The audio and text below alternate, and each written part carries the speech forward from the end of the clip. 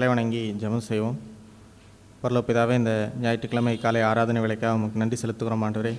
ஆண்டவரே, நீர் எங்களை உம்முடைய சபையில் வைத்து பாதுகாத்து பராமரித்து போஷித்து நீர் எங்களை வழிநடத்தி வருவதற்காக உமக்கு நன்றி. ஆண்டவரே, இப்போதும் இந்த ஆராதனை வேளையை உம்முடைய திரு சமூகத்தினாலே நீர் எங்கள் ஒவ்வொருவரையும் நீரே ஆண்டு நடத்த வேண்டுமா வேண்டிக்கிறோம். உம்மை ஏற்ற விதமாக ஆராதிக்க எங்கள் ஒவ்வொருக்கு உதவித்தாரும். ஆண்டவரே, உம்முடைய வார்த்தையினாலே எங்களை கழுவி சுத்திகரித்து நாங்கள் உமக்கேற்ற நல்ல கற்புள்ள மனவாட்டிகளாக மாற எங்கள் ஒவ்வொருக்கு உதவித்தாரும். தொடர்ந்து நீரே வழிநடத்தும் மீட்பிரச்சரமாகிய இயேசு கிறிஸ்து மூலம் வேண்டிக்கொள்ளும் பரலோக பிதாவே, ஆமென். ஹல்லேலூயா. ஆமாம், முதலாவதாக பாடலின் 73 நாம் பாடுவோம். பாடலின் 73. நம்மை மட்டும் ஜெய வாழ்க்கையில் அழகாய் நம்மை நடத்தி வந்த நம்முடைய ஆண்டவர், எத்தனையோ குறைகள் இருந்தாலும் அந்த குறைகளெல்லாம் நிறைவாய் மாற்றிக்கொண்டு வருகிற நம்முடைய ஆண்டவர், நம்முடையப்பட்ட ஆண்டவரை உயர்த்தி ஜெயம் கொடுக்கும் தேவனுக்கு ஸ்தோத்திரம் என்ற பாடலை எல்லோரும் கரங்களை தட்டி ஆண்டவரை மகிமைப்படுத்தி இந்த பாடலை பாடுவோம்.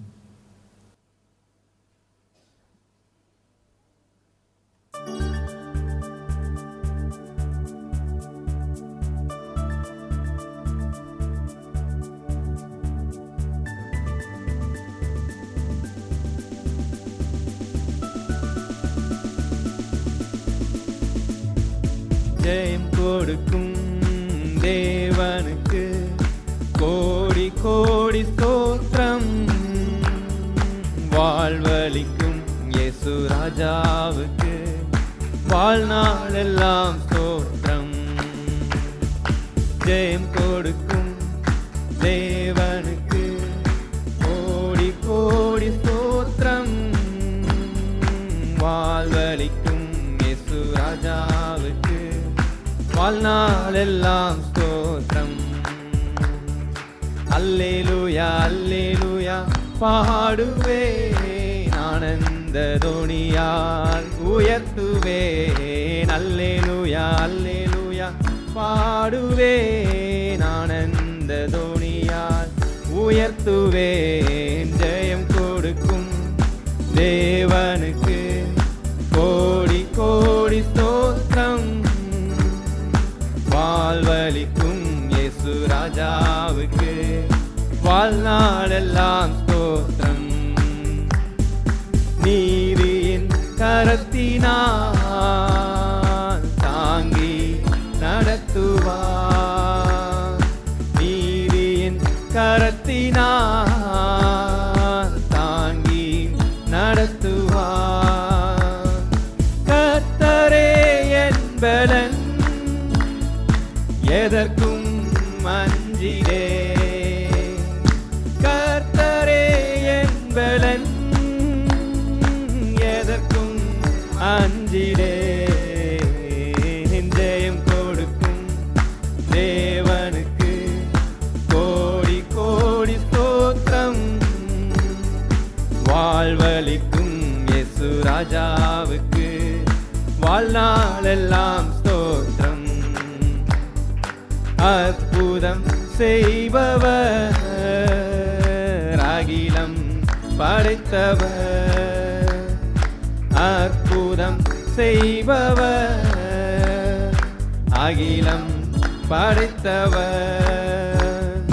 யுத்தத்தில் வல்லவர், மீட்பர் ஜெயிக்கிறார். யுத்தத்தில் வல்லவர், ஜெயிக்கிறார்.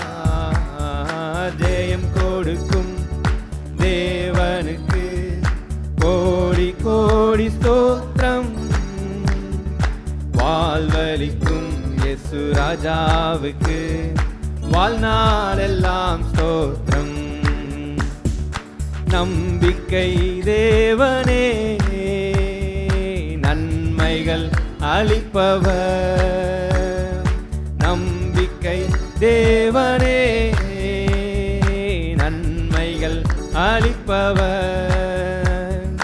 வார்த்தையை அனுப்பியே மகிமை படுத்துவார். வார்த்தையை அனுப்பியே மகிமை படுத்துவார். ஜெயம் கொடுக்கும் தேவனுக்கு கோடி கோடி ஸ்தோத்திரம், வாழ்வளிக்கும் இயேசு ராஜாவுக்கு வாழ்நாளெல்லாம் ஸ்தோத்திரம். உண்மை தேவனே, உருக்கம் நிறைந்தவர். உண்மை தேவனே, உருக்கம் நிறைந்தவர்.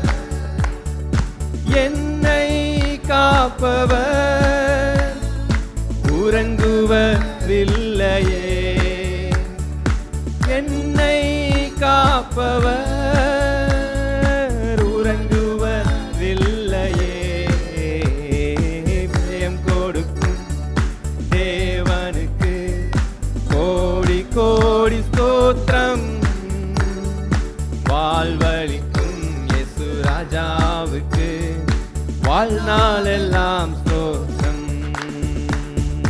அல்லேலூயா அல்லேலூயா பாடுவேன், ஆனந்த தொனியால் உயர்த்துவேன். அல்லேலூயா அல்லேலூயா பாடுவேன், ஆனந்த தொனியால் உயர்த்துவேன். ஜெயம் கொடுக்கும் தேவனுக்கு கோடி கோடி ஸ்தோத்திரம்.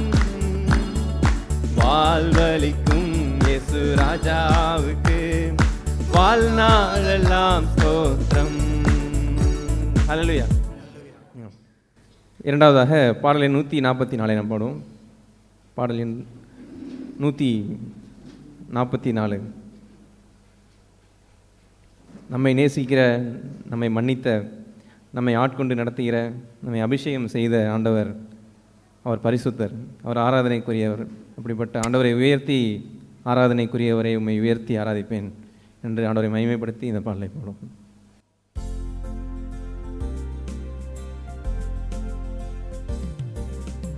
ஆராதனைக்குரியவரே, உம்மை உயர்த்தி ஆராதிப்பேன். பரிசுத்த நீர் பரிசுத்தர், பரிசுத்தர் நீர் பரிசுத்தரே. என்னை நேசிப்பவர் நீரல்லவோ, என்னுடைய ஆராதனை உங்களுக்கு தான். என்னை நேசிப்பவர் நீரல்லவோ, என்னுடைய ஆராதனை உங்களுக்கு தான். பரிசுத்தர் நீர் பரிசுத்தர், பரிசுத்தர் நீர் பரிசுத்தரே. பரிசுத்தர் நீர் பரிசுத்தர், பரிசுத்தர் நீர் பரிசுத்தரே. என்னை மன்னித்தவர் நீரல்லவோ, என்னுடைய ஆராதனை உங்களுக்கு தான். என்னை மன்னித்தவர் நீரல்லவோ, என்னுடைய ஆராதனை உங்களுக்கு தான். பரிசுத்தர் நீர் பரிசுத்தர், பரிசுத்தர் நீர் பரிசுத்தரே. பரிசுத்தர் நீர் பரிசுத்தர், பரிசுத்தர் நீர் பரிசுத்தரே. என்னை ஆட்கொண்டவர் நீரல்லவோ, என்னுடைய ஆராதனை உங்களுக்கு தான். என்னை ஆட்கொண்டவர் நீரல்லவோ, என்னுடைய ஆராதனை உங்களுக்கு தான். பரிசுத்தர் நீர் பரிசுத்தர், பரிசுத்தர் நீர் பரிசுத்தரே. பரிசுத்தர் நீர் பரிசுத்தர், பரிசுத்தர் நீர் பரிசுத்தரே. என்னை அபிஷேகம் செய்பவரே, என்னுடைய ஆராதனை உங்களுக்கு தான். என்னை என்னை அபிஷேகம் செய்பவரே, என்னுடைய ஆராதனை உங்களுக்கு தான். பரிசுத்தர் நீர் பரிசுத்தர், பரிசுத்தர் நீர் பரிசுத்தரே, பரிசுத்தர் நீர் பரிசுத்தர், பரிசுத்தர் நீர் பரிசுத்தரே. ஆராதனைக்குரியவரே, உம்மை உயர்த்தி ஆராதிப்பே. ஆராதனைக்குரியவரே, உம்மை உயர்த்தி ஆராதிப்பே. பரிசுத்தர் நீர் பரிசுத்தர், பரிசுத்தர் நீர் பரிசுத்தரே, பரிசுத்தர் நீர் பரிசுத்தர், பரிசுத்தர் நீர் பரிசுத்தரே. ஹல்லேலூயா. நாம் கடைசியாக பாடலின் 78 நாம் பாடுவோம். பாடலின் 78.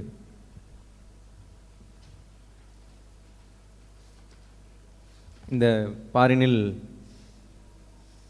இணையில்லாத நாமம் நம்முடைய இயேசுவின் நாமம். அதிசய நாமம் நம்முடைய இயேசு நாமம். இயேசுவின் நாமத்தை உயர்த்தி இந்த பாடலை இதயத்தால் நம்ம தொழுது இயேசுவின் நாமமே திருநாமம், முழு இருதயத்தால் தொழுவோம் நாமம் என்ற பாடலை ஆண்டவரை மகிமைப்படுத்தி இந்த பாடலை பாடுவோம்.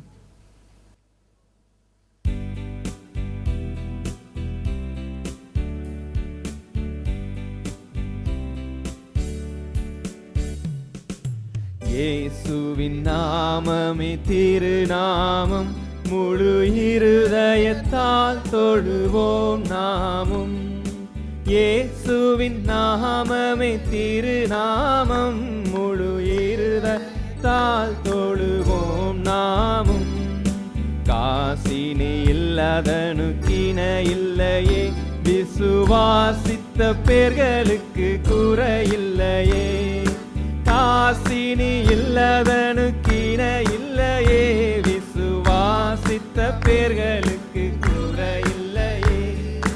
இயேசுவின் நாமமே திருநாமம், முழு இருதயத்தால் தொழுவோம் நாமும். இத்தரையில் மெத்தவதிசய நாமம், அதை நித்தமும் தொழுபவர்க்கு ஜெயநாமம்.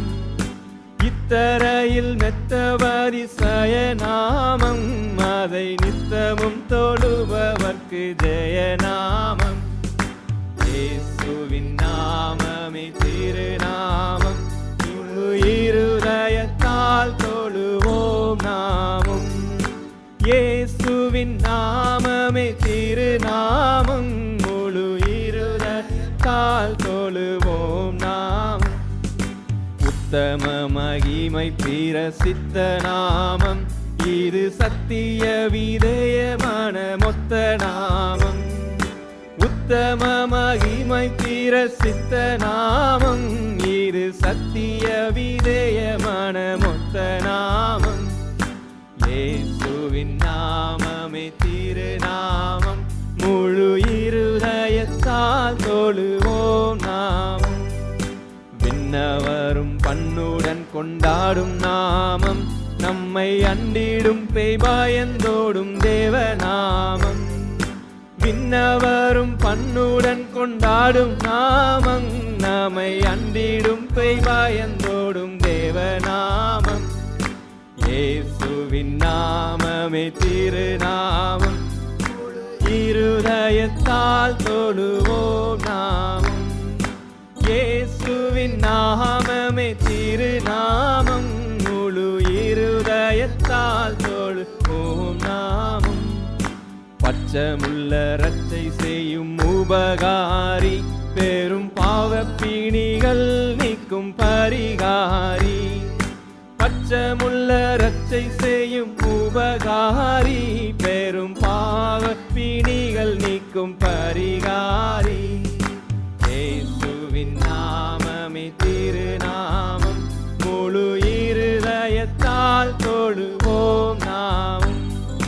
இயேசுவின் நாமமே திருநாமம், முழு இருதயத்தால் தொழுவோம் நாமம். அல்லேலூயா. நம்ம எல்லாரும் எழுந்து நிற்போம். நம்முடைய அன்புள்ள ஆண்டவர் நம்மை எந்த சூழ்நிலையிலையும் கைவிடாத நல்ல ஆண்டவர். எத்தனையோ முறை நாம் வழி தப்பி போன ஆடுகளாய் அவரை விட்டு விலகி ஓடி இருந்தாலும் நம்மை தேடி வந்து நம்மை நீதிமானாக இருக்கிற அந்த 99 ஆடுகளையும் விட்டு அந்த ஒரு ஆடை தேடி, காணாமல் போன அந்த ஒரு ஆடை தேடி வரக்கூடிய நல்ல மேய்ப்பராய் நம்ம வாழ்வில் மட்டும் இருந்திருக்கிறார். அவருடைய அன்பு நேற்றும் இன்றும் என்றும் மாறாததாகவே நம் வாழ்வில் அது எப்பயுமே அது உண்மையான ஒரு பண்பாக நம்ம வாழ்க்கையில் இருக்கிறது. இப்படி நல்ல ஆண்டவரை பெற்றிருக்க நம்மை அழைத்தவர் உண்மையுள்ளவர், முடிவு பரிந்தும் அவர் நம்மை நடத்த வல்லவர். இப்படிப்பட்ட அன்புள்ளவரை நாம் பெற்றிருக்க நாம் எல்லோரும் அவரை உயர்த்தி இதயத்தின் ஆழத்திலிருந்து நன்றியும் துதியிலையும் எடுப்போம். Thank you Jesus, price you father.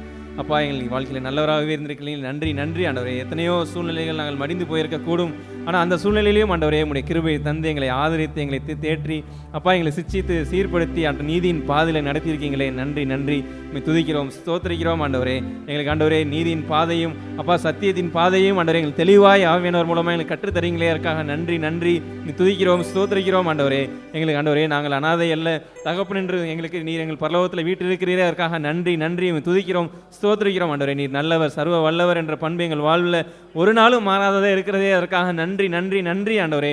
எத்தனையோ குறைகள் இருந்தாலும் அந்த குறைகளெல்லாம் நிறைவாய் மாற்றின நல்ல தகப்பனாய் எங்களோடு இருக்கிறீங்களே. அதற்காக நன்றி.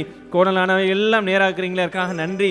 Thank you Jesus, price you father. Goodness Lord. Thank you Jesus, price you Lord ஆண்டவரே. நன்றி. உடைய கிருபை மாறாத கிருபைக்காக நன்றி நன்றி. துதிக்கிறோம், ஸ்தோத்திரிக்கிறோம் ஆண்டவரே. Thank you Jesus, thank you. நெருக்கப்பட்டும் மடிந்திடாமல் கர்த்தர்தாம் நம்மை காத்ததாலே, நெருக்கப்பட்டும் மடிந்திடாமல் கர்த்தர்தாம் நம்மை காத்ததாலே, அவர் நல்லவர், அவர் வல்லவர், அவர் கிருபை என்றும் உள்ளது. அவர் நல்லவர், அவர் வல்லவர், அவர் கிருபை என்றும் உள்ளது.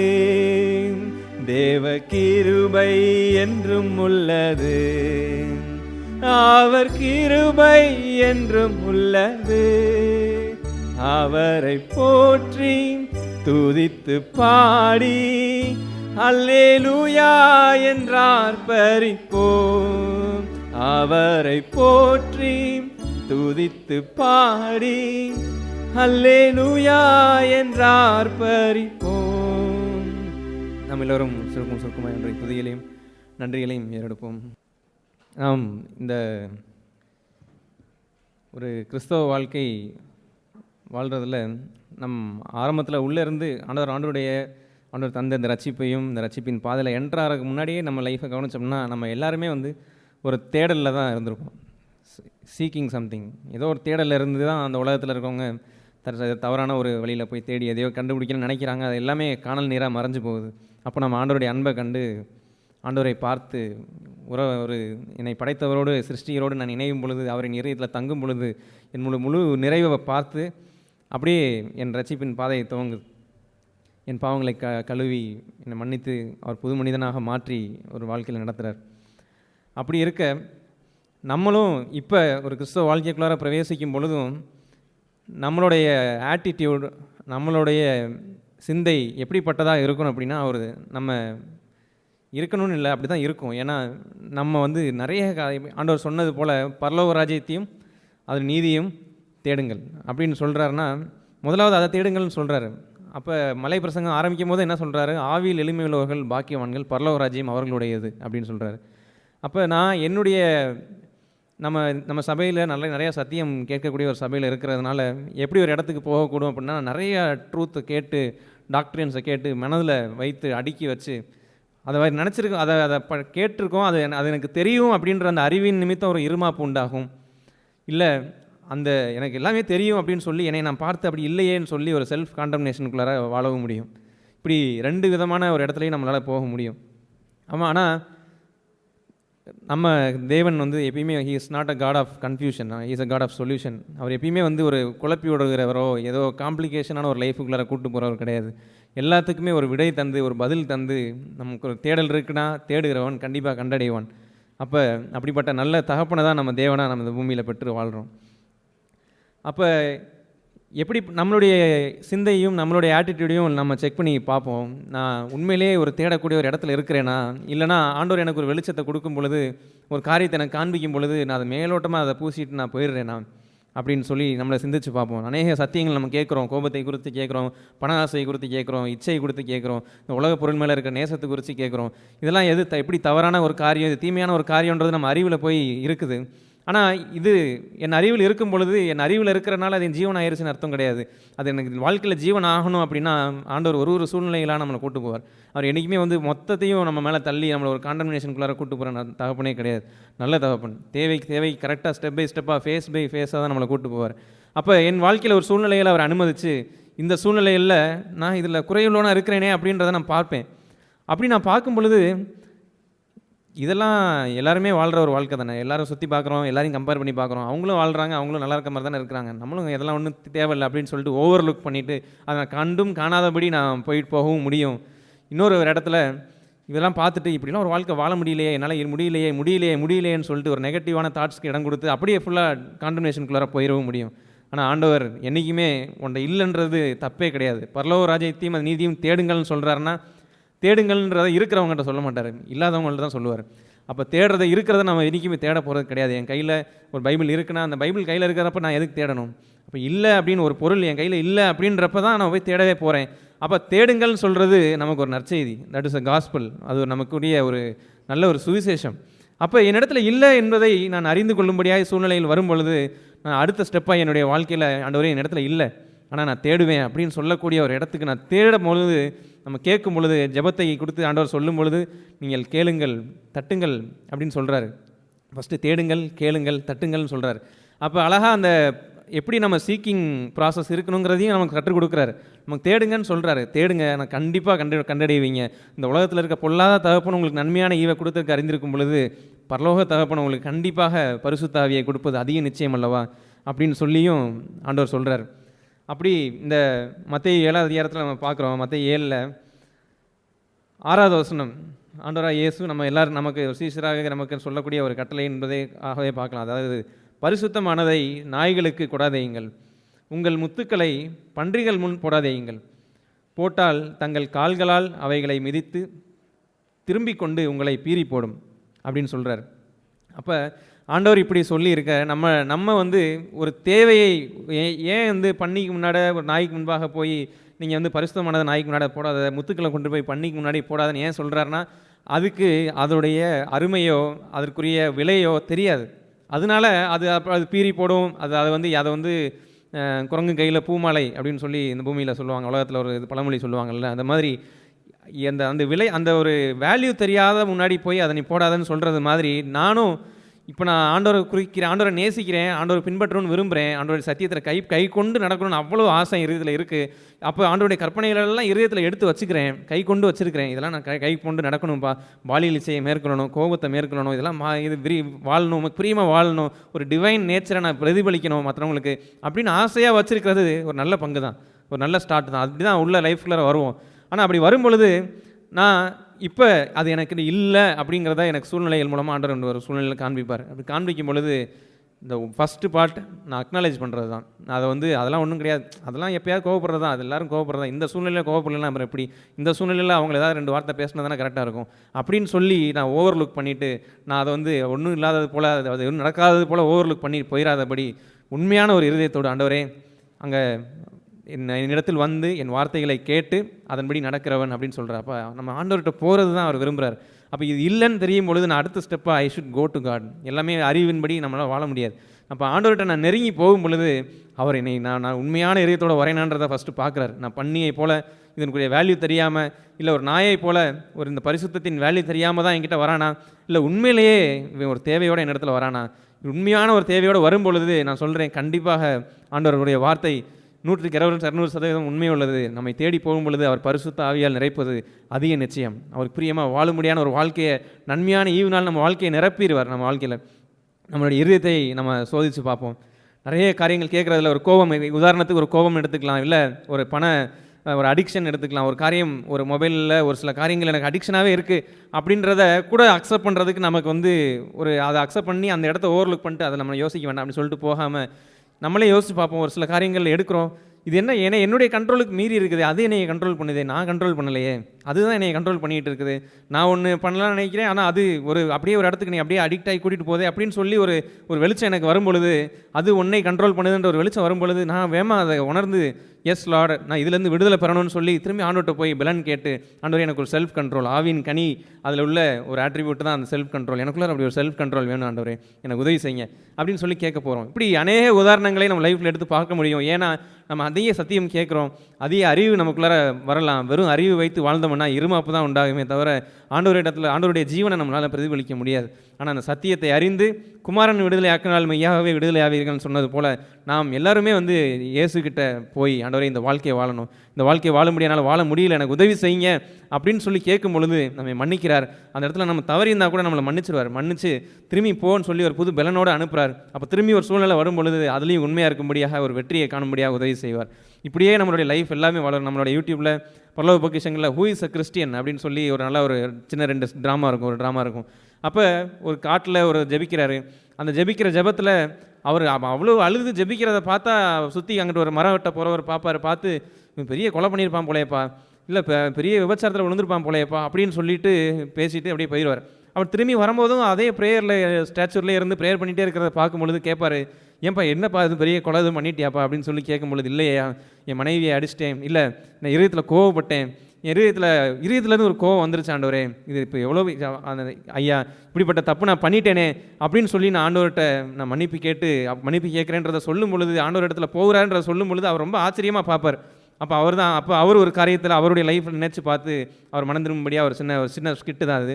ஆனால் அப்படி தான் ஒரு உண்மையான ஒரு கிறிஸ்தவனுடைய இருதயம் தன்னிடத்தில் இல்லை என்றால் திரும்ப ஆண்டவர்கிட்ட தான் ஓடுவான். ஓடி போய், ஆண்டவரே இது எனக்கு இல்லை, இது இல்லைன்னு நான் ஒத்துக்கிறேன், ஏன்னா தேடுங்கள் தான் சொல்லியிருக்கீங்க, நான் இல்லைன்றதை ஒத்துக்காமலே இருக்கிறனால தான் நான் ஸ்பிரிச்சுவல் லைஃப்பில் க்ரோ ஆகாமலே இருக்கிறேன், நான் இல்லைன்றதை ஒத்துக்கிட்டு அதே சமயத்தில் ஒத்துக்கிட்டு அப்படியே இல்லாமல் நான் உங்கள் இடத்துல வரேன் அப்படின்னு சொல்லி நம்ம எல்லா பாரத்தையும் அவர்கிட்ட இறக்கி வச்சுட்டு திரும்ப ஆண்டவர்கிட்ட போகும் பொழுது அவர் நம்மை ஜீவனை காணும்படியாக அருமையான ஒரு வாழ்க்கைக்குள்ளார தான் நடத்துகிறார். அப்படிப்பட்ட நல்ல ஆண்டவரை தான் நம்ம எல்லோருமே பெற்றிருக்கிறோம். இதை ஒரு சின்ன ஒரு ஒரு எக்ஸாம்பிளாக பார்க்கலாம் அப்படின்னா, பவுலை குறித்து நம்ம கேட்டிருக்கோம். நம்ம பவுல் வந்து அந்த இதில் நம்ம ஆல்ரெடி தியானித்த ஒரு காரியம் தான். அந்த மால்டா என்ற ஒரு தீவில் போய் ஷிப்ரக் ஆகிரும், உங்களோட கப்பல் இதாகி ஷிப்ரக் ஆகி, அப்புறம் அந்த ஒரு தீவுக்கு போகும் பொழுது அங்கே அந்த கட்டையெல்லாம் எடுத்து வைக்கும்போது அங்கே இருக்கிற அந்த ஊர் ஜனங்கள்லாம் நான் சந்தோஷமாக உங்களை ரிசீவ் பண்ணி அந்த தீவில் அந்த கட்டையெல்லாம் எடுத்து வைக்கும்போது உள்ளேருந்து ஒரு பாம்பு, ஒரு வைப்பர் வந்து அவர் கையை பிடிச்சிக்கும். அப்போ இதை நம்ம எப்படி உருவகப்படுத்தி நம்ம பார்க்கலாம் அப்படின்னா, என் உருவத்தை நான் இப்படி இருப்பேனே எனக்கு தெரியாது, இப்படி ஒரு பாவம் எனக்குள்ளார குடிக்கொண்டிருக்குன்னே எனக்கு தெரியல. சூழ்நிலையில் வரும் பொழுது அதை நான் ஃபயருக்கு நான் கிண்டில் பண்ணும் பொழுது தான் உள்ளேருந்து வெளியே வருது. அப்போ வெளியே வந்து என் கையை கவி கொண்டது என்பதை பார்க்கும் பொழுது அங்கே இருக்கிற ஜனங்கள்லாம் ஃபஸ்ட்டு இப்படி ஒரு தாட்டுக்குள்ளார போவாங்க, ஐயோ இவர் கடல்லேருந்து தப்பிச்சு வந்தாலும் இயற்கையை அவரை விட்டு வைக்கல, அவர் பெரிய கொலகாரராக இருப்பார் போல், அதனால தான் அந்த பாம்பு அவரை பிடிச்சிருச்சு. இதுதான் அந்த நம்மளுடைய ஒரு ஆங்கிளாக போய் தப்பான ஒரு ஆங்கிளில் போக முடியும். நம்ம பெரிய கொலை பண்ணிட்டோம், தப்பு பண்ணிட்டோம், அவ்வளோதான், இனி நமக்கு வாழ்க்கை கிடையாது அப்படின்னு சொல்லி ஒரு செல்ஃப் காண்டம்னேஷனில் ஒரு குற்ற மனப்பான்மைக்குள்ளாரே போய் கத்தரை விட்டு பிரிந்து போகவும் முடியும். அப்படி வரும் அந்த ஜனங்கள் அவங்கள ஃபஸ்ட் சொல்லுவாங்க, ஒரு கொலை பண்ணியிருப்பார் போல் அப்படின்னு. அப்புறம் அவர் என்ன பண்ணுவார்னா நேராக கொண்டு போய் தீயில காமிச்சிருவார். அப்போ தன் இடத்துல வெளியே வரும்பொழுது தன் இடத்துல இல்லை, ஏதோ ஒரு பாம்பு நம்ம கடிச்சிருச்சு அப்படின்னா, ஆமாம் இந்த ஒரு குறை என் இடத்துல இருக்குது, இது பாவம் என்ற ஒரு பெயரை நான் அது பாவன்றதை ரியலைஸ் பண்ணி அந்த பாவத்தை ஆண்டவர்கிட்ட போய் கழுவி நான் மன்னிக்கப்பட்டு வரும்பொழுது அப்புறம் அடுத்து பார்ப்பாங்க, அவர் இறந்துருவாருன்னு நினச்சி பார்ப்பாங்க, ஆனால் இறக்க மாட்டார். உடனே அடுத்த பங்கா என்ன நினச்சிருவாங்கன்னா, என்ன சொல்லுவாங்கன்னா, இவர் தான் அந்த கடவுள்பா அப்படின்னு சொல்லி ஒரு தவறான ஒரு ஆங்கிள்லையும் கொடுத்துருவாங்க. அப்போ இந்த 2 ஆங்கிள்லையும் நம்ம போயிடாமல் பவுலை போல் நல்லா தேடக்கூடிய ஒரு இருதயமுடையவர்களாய் நம்ம இருக்கணும். எப்படி நான் கடவுளை போலனா நான் எல்லாமே இருக்குது, அதெல்லாம் ஒன்றும் இல்லை, நான் எவ்வளவு நாளாக சர்ச்சில் இருக்கிறேன், எவ்வளவு வார்த்தைகள் கேட்டிருக்கிறேன், நான் எப்படிப்பட்ட ஒரு குடும்பத்தில் பிறந்திருக்கிறேன், ஒரு கிறிஸ்தவ குடும்பத்தில் தான் நான் பிறந்திருக்கேன், இப்படின்ற ஒரு எண்ணத்தில் நான் வச்சுட்டு எனக்கு ஆண்டவர் காண்பிக்கிற வெளிச்சத்தை நான் மேல் பூசி நான் கவர் பண்ணிட்டும் போகாதபடியும் நான் போயிடக்கூடாது, ஒரு பெருமையான ஒரு வாழ்க்கைக்குள்ளாரையும் போய் விழுந்துடக்கூடாது. இன்னொரு பக்கம் நான் செல்ஃப் கண்டம்னேஷன்லையும் ஒரு குற்ற மனப்பான்மையிலையும் போய் விழுந்துடாமல் தேடக்கூடிய சுவிசேஷத்தை ஆண்டவர் நமக்கு அருகில் இருக்காருன்றதை உணர்ந்து நம்ம தேடி இந்த வாழ்க்கையை நம்ம பெற்றுக்கொள்ளணும். பவுல் அநேக காரியங்களில் அவருடைய எக்ஸாம்பிளில் பார்க்க முடியும், தேடக்கூடியவர்ன்றதை நம்ம உணர முடியும். அதில் ஒரு எக்ஸாம்பிள் மட்டும் நம்ம தியானிப்போம். ரோமர் 7ஆம் அதிகாரம், ரோமருக்கு எழுதின நிருபம் 7வது அதிகாரம். ரோமர் 7ன்றது ஒரு உதாரணம் சொல்கிறேன். அதில் நிறையா நீங்கள் பார்த்தீங்கன்னா அவர் அவ்வளவு கேள்வி அவனுக்கு எழுதும் போது நிறைய கேள்விகள் கேட்பார், அதுக்கு ஒரு பதிலையும் சொல்லுவார். அப்படின்னா அப்படிப்பட்ட தேடல் உடையவராக அவர் இருந்ததுனால தான் இப்படி அவருக்கு அந்த 6வது அதிகாரத்தில் சும்மா ஏதாவது உதாரணத்துக்கு பார்த்தோன்னா 6வது அதிகாரம் ஆரம்பிக்கும் போது அவர் என்ன சொல்லுவார்னா, ரோமர் 6ல் சொல்லும்போது, ஆகையால் என்ன சொல்லுவோம், கிருபை பெருகும்படிக்கு பாவத்திலே நிலைநிற்கலாம் என்று சொல்லுவோமோ கூடாதே அப்படின்னு சொல்லுவார். இது எக்ஸாம்பிளுக்கு இப்படி அவர் நிறைய கேள்விகள் இருக்கும். அப்போ இப்படி ஒரு சத்தியத்தை சொல்லுவார், அதில் இப்படி ஒரு இருக்கா, அதையும் தேடி இருப்பார். தேடினதுக்கான பதில் அவருக்கு ஆண்டவர் மூலமாக கிடச்சதுனால அந்த பதிலையும் எழுதுறாரு, இல்லை அப்படின்னு சொல்லி எழுதுறாரு. இப்படி நிறைய காரியங்கள் அந்த அதிகாரத்திலே பார்க்க முடியும், 15வது வசனத்தில் பார்க்க முடியும். தொடர்ந்து கேள்விகள் கேட்பார். இப்படி ஒரு காரியங்கள் பார்க்கும்போது ரோமர் 7ல் நம்ம அந்த 23வது வசனத்தில் நம்ம பார்க்குறோம். 23ல் என்ன சொல்கிறாருன்னா, எப்படிப்பட்ட ஒரு உண்மையுள்ள இவர் ரட்சிக்கப்பட்ட இயேசுவினால் சந்திக்கப்பட்ட ஒரு நபர், அவர் ஒரு அப்போஸ்தலர், அவர் எழுதுகிற ஒரு காரியம், தன்னை குறித்து எழுதின ஒரு காரியத்தை எழுதுகிறாரு. அப்போ எவ்வளோ ஒரு இயல்பான ஒரு ப்ராக்டிக்கலான ஒரு கிறிஸ்டியனாக அவர் எழுதுகிறாருன்றதை நம்ம பார்த்து இப்படி தான் நான் இருக்கணும்னு நினச்சிக்கணும். எப்பயும் ஒரு ரிலீஜியஸான ஒரு இடத்துல போய் நம்ம மாட்டிக்கக்கூடாது. எப்பயும் இதுதான் ட்ரெடிஷன் சொல்லி இப்போ இதுலேயும் மாட்டிக்கக்கூடாது. ஆண்டவர் நம்மளை ஒரு இயல்பாக ப்ராக்டிக்கலாக ஒரு அழகான ஒரு வாழ்க்கையை சிம்பிளாக வாழணும்னு தான் விரும்புகிறார். அப்படிப்பட்ட ஒரு கிறிஸ்தவனாக ஒரு தேடலுடைய ஒரு கிறிஸ்தவனாக தான் பவுல் அங்கே நம்ம பார்க்க முடியுது பவுலை. அப்போ அங்கே 23ல் என்ன சொல்கிறாருன்னா, ஆகிலும் என் மனதின் பிரமாணத்துக்கு விரோதமாய் போராடுகிற வேறொரு பிரமாணத்தை என் அவயவங்களில் இருக்கிறது காண்கிறேன். எல்லாத்தையும் கவனிக்கிறார், காண்கிறேன். அது என் அவயவங்களில் உண்டாயிருக்கிற பாவ பிரமாணத்திற்கு என்னை சிறையாக்கி கொள்ளுகிறது. நிர்பந்தமான மனுஷன் நான் பார்க்குறாரு, என்னால் நன்மை செய்யணும்னு நினைக்கிறேன், ஆனால் என்னால் செயல்படுத்த முடியலைன்றதை ரியலைஸ் பண்ணி எழுதியிருப்பார். முன்னாடி தியானிச்சு பார்த்தீங்கன்னா ரியலைஸ் பண்ணி அப்போ சொல்கிறாரு, நிர்பந்தமான மனுஷன் நான், இது இந்த மரண சரீரத்தின் சரீரத்தினின்று யார் என்னை விடுதலையாக்குவார் அப்படின்னு சொல்லி அவர் கேட்குறாரு. இதுலேருந்து யார் என்னை விடுதலையாக்குவார்னு சொல்லி கேட்குறாரு. அப்போ கேட்டதோட அப்படியே நிற்கலை, ஒரு காண்டம்னேஷனுக்குள்ளார அவர் போகலை. அவர் அங்கே அப்படியே காண்டம்னேஷனில் போகலை. அடுத்து கர்த்தரிடத்தில் வந்ததுனால கர்த்தர் அவருக்கு பதிலும் கொடுத்ததுனால அடுத்த வசனத்தில் அந்த பதிலையும் அவர் எழுதுவார். நம்முடைய கர்த்தராகிய இயேசு கிறிஸ்து மூலமாய் தேவனை குறித்து ஸ்தோத்திரிக்கிறேன்னு சொல்லி எப்படி புலம்பிகிட்டு இருந்த ஒரு நபர் ஸ்தோத்திரிக்கிற ஒரு இடத்துக்கு மாறுறாரு. அப்படி தான் நம்ம இடத்துல ஒரு குறையை பார்க்கும் பொழுது, ஒன்று இல்லை என்பதை நம்ம உணரும் பொழுது, நம்ம தேடும் பொழுது, தேடுகிற யாவரும் கண்டடைகிறோம். ஏன்னா நம் தேவன் உண்மையுள்ளவர். அப்படி அவர் கண்டடைஞ்சு ஸ்தோத்திரிக்கிற ஒரு இடத்துக்கு போயிடுவார். அதுக்கப்புறம் 8ஆம் அதிகாரத்தில் ஆவியின்படி நடக்கிறவர்களுக்கு ஆக்கினை தீர்ப்பு இல்லைன்னு சொல்லி ஆவியின் நிறைந்து வாழக்கூடிய, ஆவியின்படி நடக்கக்கூடிய ஒரு ஜீவியத்தையும் அவர் அப்படியே சொல்லிக்கிட்டே போவார். இப்படி அநேக காரியங்கள் அவர் லைஃப்லேருந்து நம்ம பார்க்கும் பொழுதுமே தெரியும். அவர் நல்ல தேடக்கூடிய ஒரு இருதயமுடையவர். அதே சமயத்தில் ஒரு காண்டம்னேஷன்லேயே ஒரு குற்ற மனசாட்சியிலே போய் சிக்கிக்கொள்ளாதபடியும் உள்ளவர்.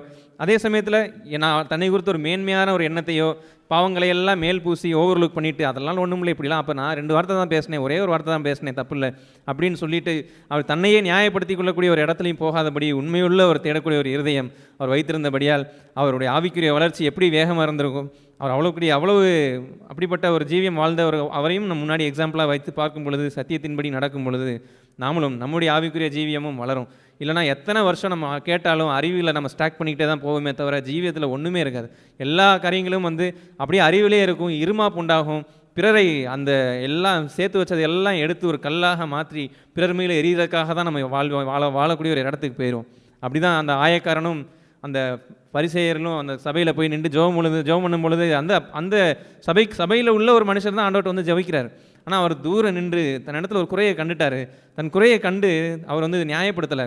இவர் பரிசேயர் நான் ஃபாஸ்டிங் இருந்தேன், நான் இதெல்லாம் எல்லாம் நான் செய்யலாம் செஞ்சுட்டேன் அப்படின்னு சொல்லி அவர் ஜெபிச்சுட்டு இருக்கிறாரு. ஆனால் இவரோ அவர் ஆண்டவரை பார்க்குறாரு, ஆண்டவர்கிட்ட வராரு. ஆண்டவர்கிட்ட சபையில் வரும் பொழுது 2 சிந்தையோடையும் வர முடியுன்றதை இங்கே பார்க்க முடியும். கர்த்தர் இடத்துல வரணும், கர்த்தர் பேசணும், கர்த்தர்கிட்ட நான் இடைப்படணும், கர்த்தர் என்கிட்ட இடைப்படணும், கர்த்தர்கிட்ட நான் எல்லாத்தையும் நான் அறிக்கை செஞ்சு நான் ஆண்டவர்கிட்ட ஒட்டுறணும், எல்லா பாவங்களாலும் கழுவப்படணும் அப்படின்னு சொல்லி அவர் வராரு. எவ்வளோ இறக்கமாக இருங்கன்னு சொல்கிறாரு. ஏன்னா ஆண்டவர் இறக்கமுள்ளவர்னு அவருக்கு தெரியும். அதனால் அந்த இறக்கத்தை அவர் கேட்குறாரு, ஆண்டவரே இறக்கமாக இருங்க, பாவம் செஞ்ச பாவியாகி என் மீது இறக்கமாக இருன்னு சொல்லி தாழ்மையோடு தன்னிடத்தில் குறையை ஒத்துக்கிட்டு ஆண்டவர்கிட்ட வருவார். அப்போ ஆண்டவர் என்ன சொல்லுவார்னா, அவன் தான் வீட்டுக்கு போகும்போது நீதிமானாய் போனான் அப்படின்றத ரேதர் தேன்னு சொல்லுவார். அவன் அந்த பரிசையை காட்டிலும் இவர் போனது தான் நீதிமானாய் போகிறார் அப்படின்னு சொல்லி அழகாக அந்த ஆண்டவர் அங்கே சொல்லுவார். இப்படிப்பட்ட ஒரு இருதயமுடையவளாக நம்ம வாழும் பொழுது என்னிடத்துல இல்லை என்பதை நான் ஒத்துக்கிட்டு அதுக்கு அடுத்த பங்கை நான் தேடுற ஒரு இடத்துல இருந்தேன் அப்படின்னா கண்டிப்பாக என் தேவையை ஆண்டவர் சந்திப்பார். கண்டிப்பாக நான் எதை தேடுறேன்றதை அறிஞ்சு இவனுடைய இருதயம் பன்னியை போல இல்லை, இவனுடைய இருதயம் நாயை போல இல்லை என்றது அறிந்திருக்கும் பொழுது ஒரு தகப்பனாகிய அவர் விரைந்து வந்து நமக்கு பதிலளிக்கக்கூடியவர், விரைந்து வந்து பரிசுத்த ஆவியை கொடுக்கக்கூடியவர், அதிக நிச்சயமாய் கொடுப்பார். அப்படிப்பட்ட ஒரு தேடலுடையவர்களாய் எப்பொழுதும் வந்து ஒரே ஸ்டாக்னன்ட் ஆயிராதபடி, நான் பெருசாக நம்ம வந்து பெரிய ஸ்பிரிச்சுவல் ஆகிட்டோம், நிறைய நல்ல ஒரு சபையில் இருக்கிறோம், நல்ல வார்த்தைகளை கேட்குறோன்ற ஒரு இடத்துலையும் போய் மாட்டிக்காதபடி, ரொம்ப ஒரே குற்ற மனசாட்சியிலும் போய் உட்காந்துராதபடி, உண்மையுள்ள ஒரு இடத்துல, ஒரு ஸ்டேபிளான ஒரு இடத்துல, ஒரு நல்ல பேலன்ஸ்டான ஒரு இடத்துல நின்று கர்த்தரை தேடக்கூடிய ஒரு இருதயம் உடையவர்களாக எல்லோரும் வாழ்ந்து ஆண்டவரை நாமத்தை மகிமைப்படுத்தி எவ்வளோ ஆண்டவர் உதவி செய்வார். ஆமென். தேவன் பேசின அவருடைய வார்த்தைகளுக்காக நான் தேவனுக்கு நன்றி செலுத்துகிறேன். ஆண்டவர் அவருடைய மலை பிரசங்கத்தை அவர் தொடங்கும்போது அவர் உற்சாகமூட்டுகிறபடி நமக்கு சொல்லியிருக்கிற ஒரு வார்த்தை நம்முடைய ஆவிக்குரிய வாழ்க்கையினுடைய ஒரு ரகசியமாக அவர் சொல்லுகிறது, ஆவியில் எளிமை உள்ளவர்கள் பாக்கியவான்கள், பரலோக ராஜ்யம் அவர்களுடையது என்று. தேவன் அதுபோன்று நாம் நம்முடைய சொந்த நிலையை உணரும்போது, அந்த உணர்கிற அந்த இடத்திலே நாம் தேவனை தேடும்போது, அதன் மூலமாக நாம் பரலோக ராஜ்யத்தை சுதந்திரிக்கும்படியான ஒரு எளிய ஒரு வழியை அவர் நமக்கு வைத்திருக்கிறார். அப்படிப்பட்ட தேவனுக்கு நான் நன்றி செலுத்துகிறேன். ஆனால் அது போன்ற ஒரு என்னுடைய குறையை நான் உணரும்போது, அந்த நேரத்திலே நான் விசுவாசம் உள்ளவனாக தேவனிடத்திலே அண்டி செல்லுகிற அந்த பகுதிக்கு இடம் கொடுக்காமல், வேறு எண்ணங்களுக்கோ குற்ற மனசாட்சிக்கோ நாம் இடம் கொடுக்கிறவனாக, இல்லை அவிசுவாசத்துக்கு இடம் கொடுக்கிறவனாக இருந்தால் அந்த பரலோக ராஜ்யத்தை நான் சுதந்திரிக்க முடியாதவனாக மாறிவிடுவேன். நாம் எபிரேயரிலே 12வது அதிகாரத்திலே 11வது அதிகாரம் 6வது வசனத்திலே படிக்கிறது போல, விசுவாசம் இல்லாமல் தேவனுக்கு பிரியமாய் இருப்பது கூடாத காரியம். ஏனென்றால் தேவனிடத்தில் சேருகிறவன் அவர் உண்டென்றும் அவர் தம்மை தேடுகிறவர்களுக்கு பலன் அளிக்கிறவர் என்றும் விசுவாசிக்க வேண்டும். அந்த என்னுடைய குறையை பார்க்கிற அந்த சூழ்நிலையிலே என்னிடத்திலே ஒன்று தொலைந்து போய்விட்டது, நான் அதை கண்டுபிடிக்க வேண்டும் என்று வருகிற அந்த சூழ்நிலையிலே நான் விசுவாசத்தோடு தேவனிடத்திலே சேரும்போது அவர் கண்டிப்பாய் எனக்கு பலன் அளிக்கிறவர் என்ற அந்த விசுவாசத்திலே உறுதியாய் இருந்து வாழ வேண்டும் என்று விரும்புகிறேன். அப்படி அவரிடத்திலே சேரும்போது என்னுடைய இயலாமை, என்னுடைய முடியாத காரியம், மனுஷனால் கூடாத பகுதி என்று இருக்கிற பகுதியிலேயும் தேவன் அவர் கிரியை செய்து அதிலே அவர் ஆச்சரியமாய் பலன் தருகிறதை ருசி பார்க்க முடியும். எனவே அப்படிப்பட்ட ஒரு வாழ்க்கையை விட்டு ஒருபோதும் நான் வழி விலகி விடாமல் எப்போதும் அதிலே நிலைத்திருந்து எப்போதும் அவரை தேடி அவரை கண்டுபிடித்து அவரோடு அந்த பரலோக ராஜ்யத்தை சுதந்திரித்து வாழ்கிற அந்த வாழ்க்கையை எப்போதும் கொண்டு வாழ விரும்புகிறேன். தேவன் அப்படி வாழ உதவி செய்வார் நான் நம்பிக்கை கேடுகிறேன். ஆமாம். Praise Lord. தேவன் சபையில் பேசின வார்த்தைகளுக்காக தேவனை நான் ஸ்தோத்திரிக்கிறேன். அந்த நம்ம வசனம் மத்தேயு 7:6 வசனம், பரிசுத்தமானதை நாய்களுக்கு கொடாதேயுங்கள், உங்கள் முத்துக்களை பன்றிகள் முன் போடாதேயுங்கள், போட்டால் தங்கள் கால்களால் அவைகளை மிதித்து திருப்பிக் கொண்டு உங்களை பீறி போடும். அதாவது ஒரு வார்னிங் மெசேஜஸ் வரும்போதே அதுக்கு மேலேயே இருக்கும், அதாவது உன் கண்ணில் இருக்கிறத பார்க்காம அடுத்தவங்களோட கண்ணில் இருக்கிறத பார்த்துறாதுன்னு சொல்லி. நான் இந்த மாதிரி வார்னிங் மெசேஜஸ் படிக்கும்போது இது வரைக்கும் நான் இப்படி எடுத்துக்கிட்டு தான், நான் ஒரு பன்னியாவோ ஒரு நாயாவோ இருந்துடக்கூடாது, அப்படின்னா வெளியேறப்பட்டது என் கண்ணு முன்னாடி வர்றாது, கர்த்தரே கொடுக்க மாட்டார், அதுக்கு அனுமதி தரமாட்டார் அப்படின்ற மாதிரி தான் நான் பார்த்துருக்கேன். பொதுவாக அந்த நாயோடது கேரக்டர் என்னென்னா, எப்பயுமே கீழே இருக்கிறத மட்டுமே பார்த்துக்கிட்டே இருக்கும், தரையில் என்ன இருக்குன்னு தேடிக்கிட்டே இருக்க ஒரு பழக்கம் தான் அந்த நாய்க்கு இருக்கும். அந்த மாதிரி இல்லாமல் பூமிக்குரியதையிலே தேடிட்டு இல்லாமல் வானத்தை அண்ணாந்து பார்க்குறது எனக்கு ரொம்பவே பிடிக்கும். அடிக்கடி நான் பார்ப்பேன். ஹைவேல வண்டி ஓட்டுறதும் எனக்கு பிடிக்கும். காரணம் என்னென்னா, அந்த வழி போய் நேராக வானத்துக்குள்ளே போயிடுற மாதிரியே ஒரு தோற்றத்தை அந்த ஹைவே கொடுக்கும். அதனால் எனக்கு பிடிக்கும். அடிக்கடி நான் வானத்தை அண்ணாந்து பார்க்குறது உண்டு. என்ன காரணம்னா, எப்பயுமே எல்லாத்துக்கும் பதில் வந்துட்டு இறைவன்கிட்டருந்து மட்டும்தான் நம்மளுக்கு வரும், தேவன்கிட்டருந்து மட்டும்தான் நம்மளுக்கு கிடைக்கிற ஒரு விஷயம்.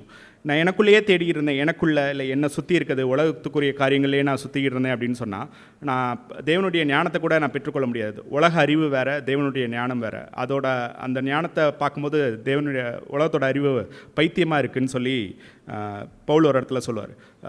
இவ்வளோ நேரம் நம்ம கேட்டது மாதிரி பவுல் சொல்கிறது மாதிரி தான், உன்னுடைய பலவீனத்திலே என்னுடைய பலன் பூரணமாய் விளங்கும்ன்ற அந்த ஒரு வார்த்தை வந்துட்டு பயங்கரமான வாக்குத்தத்தனம் எனக்கு.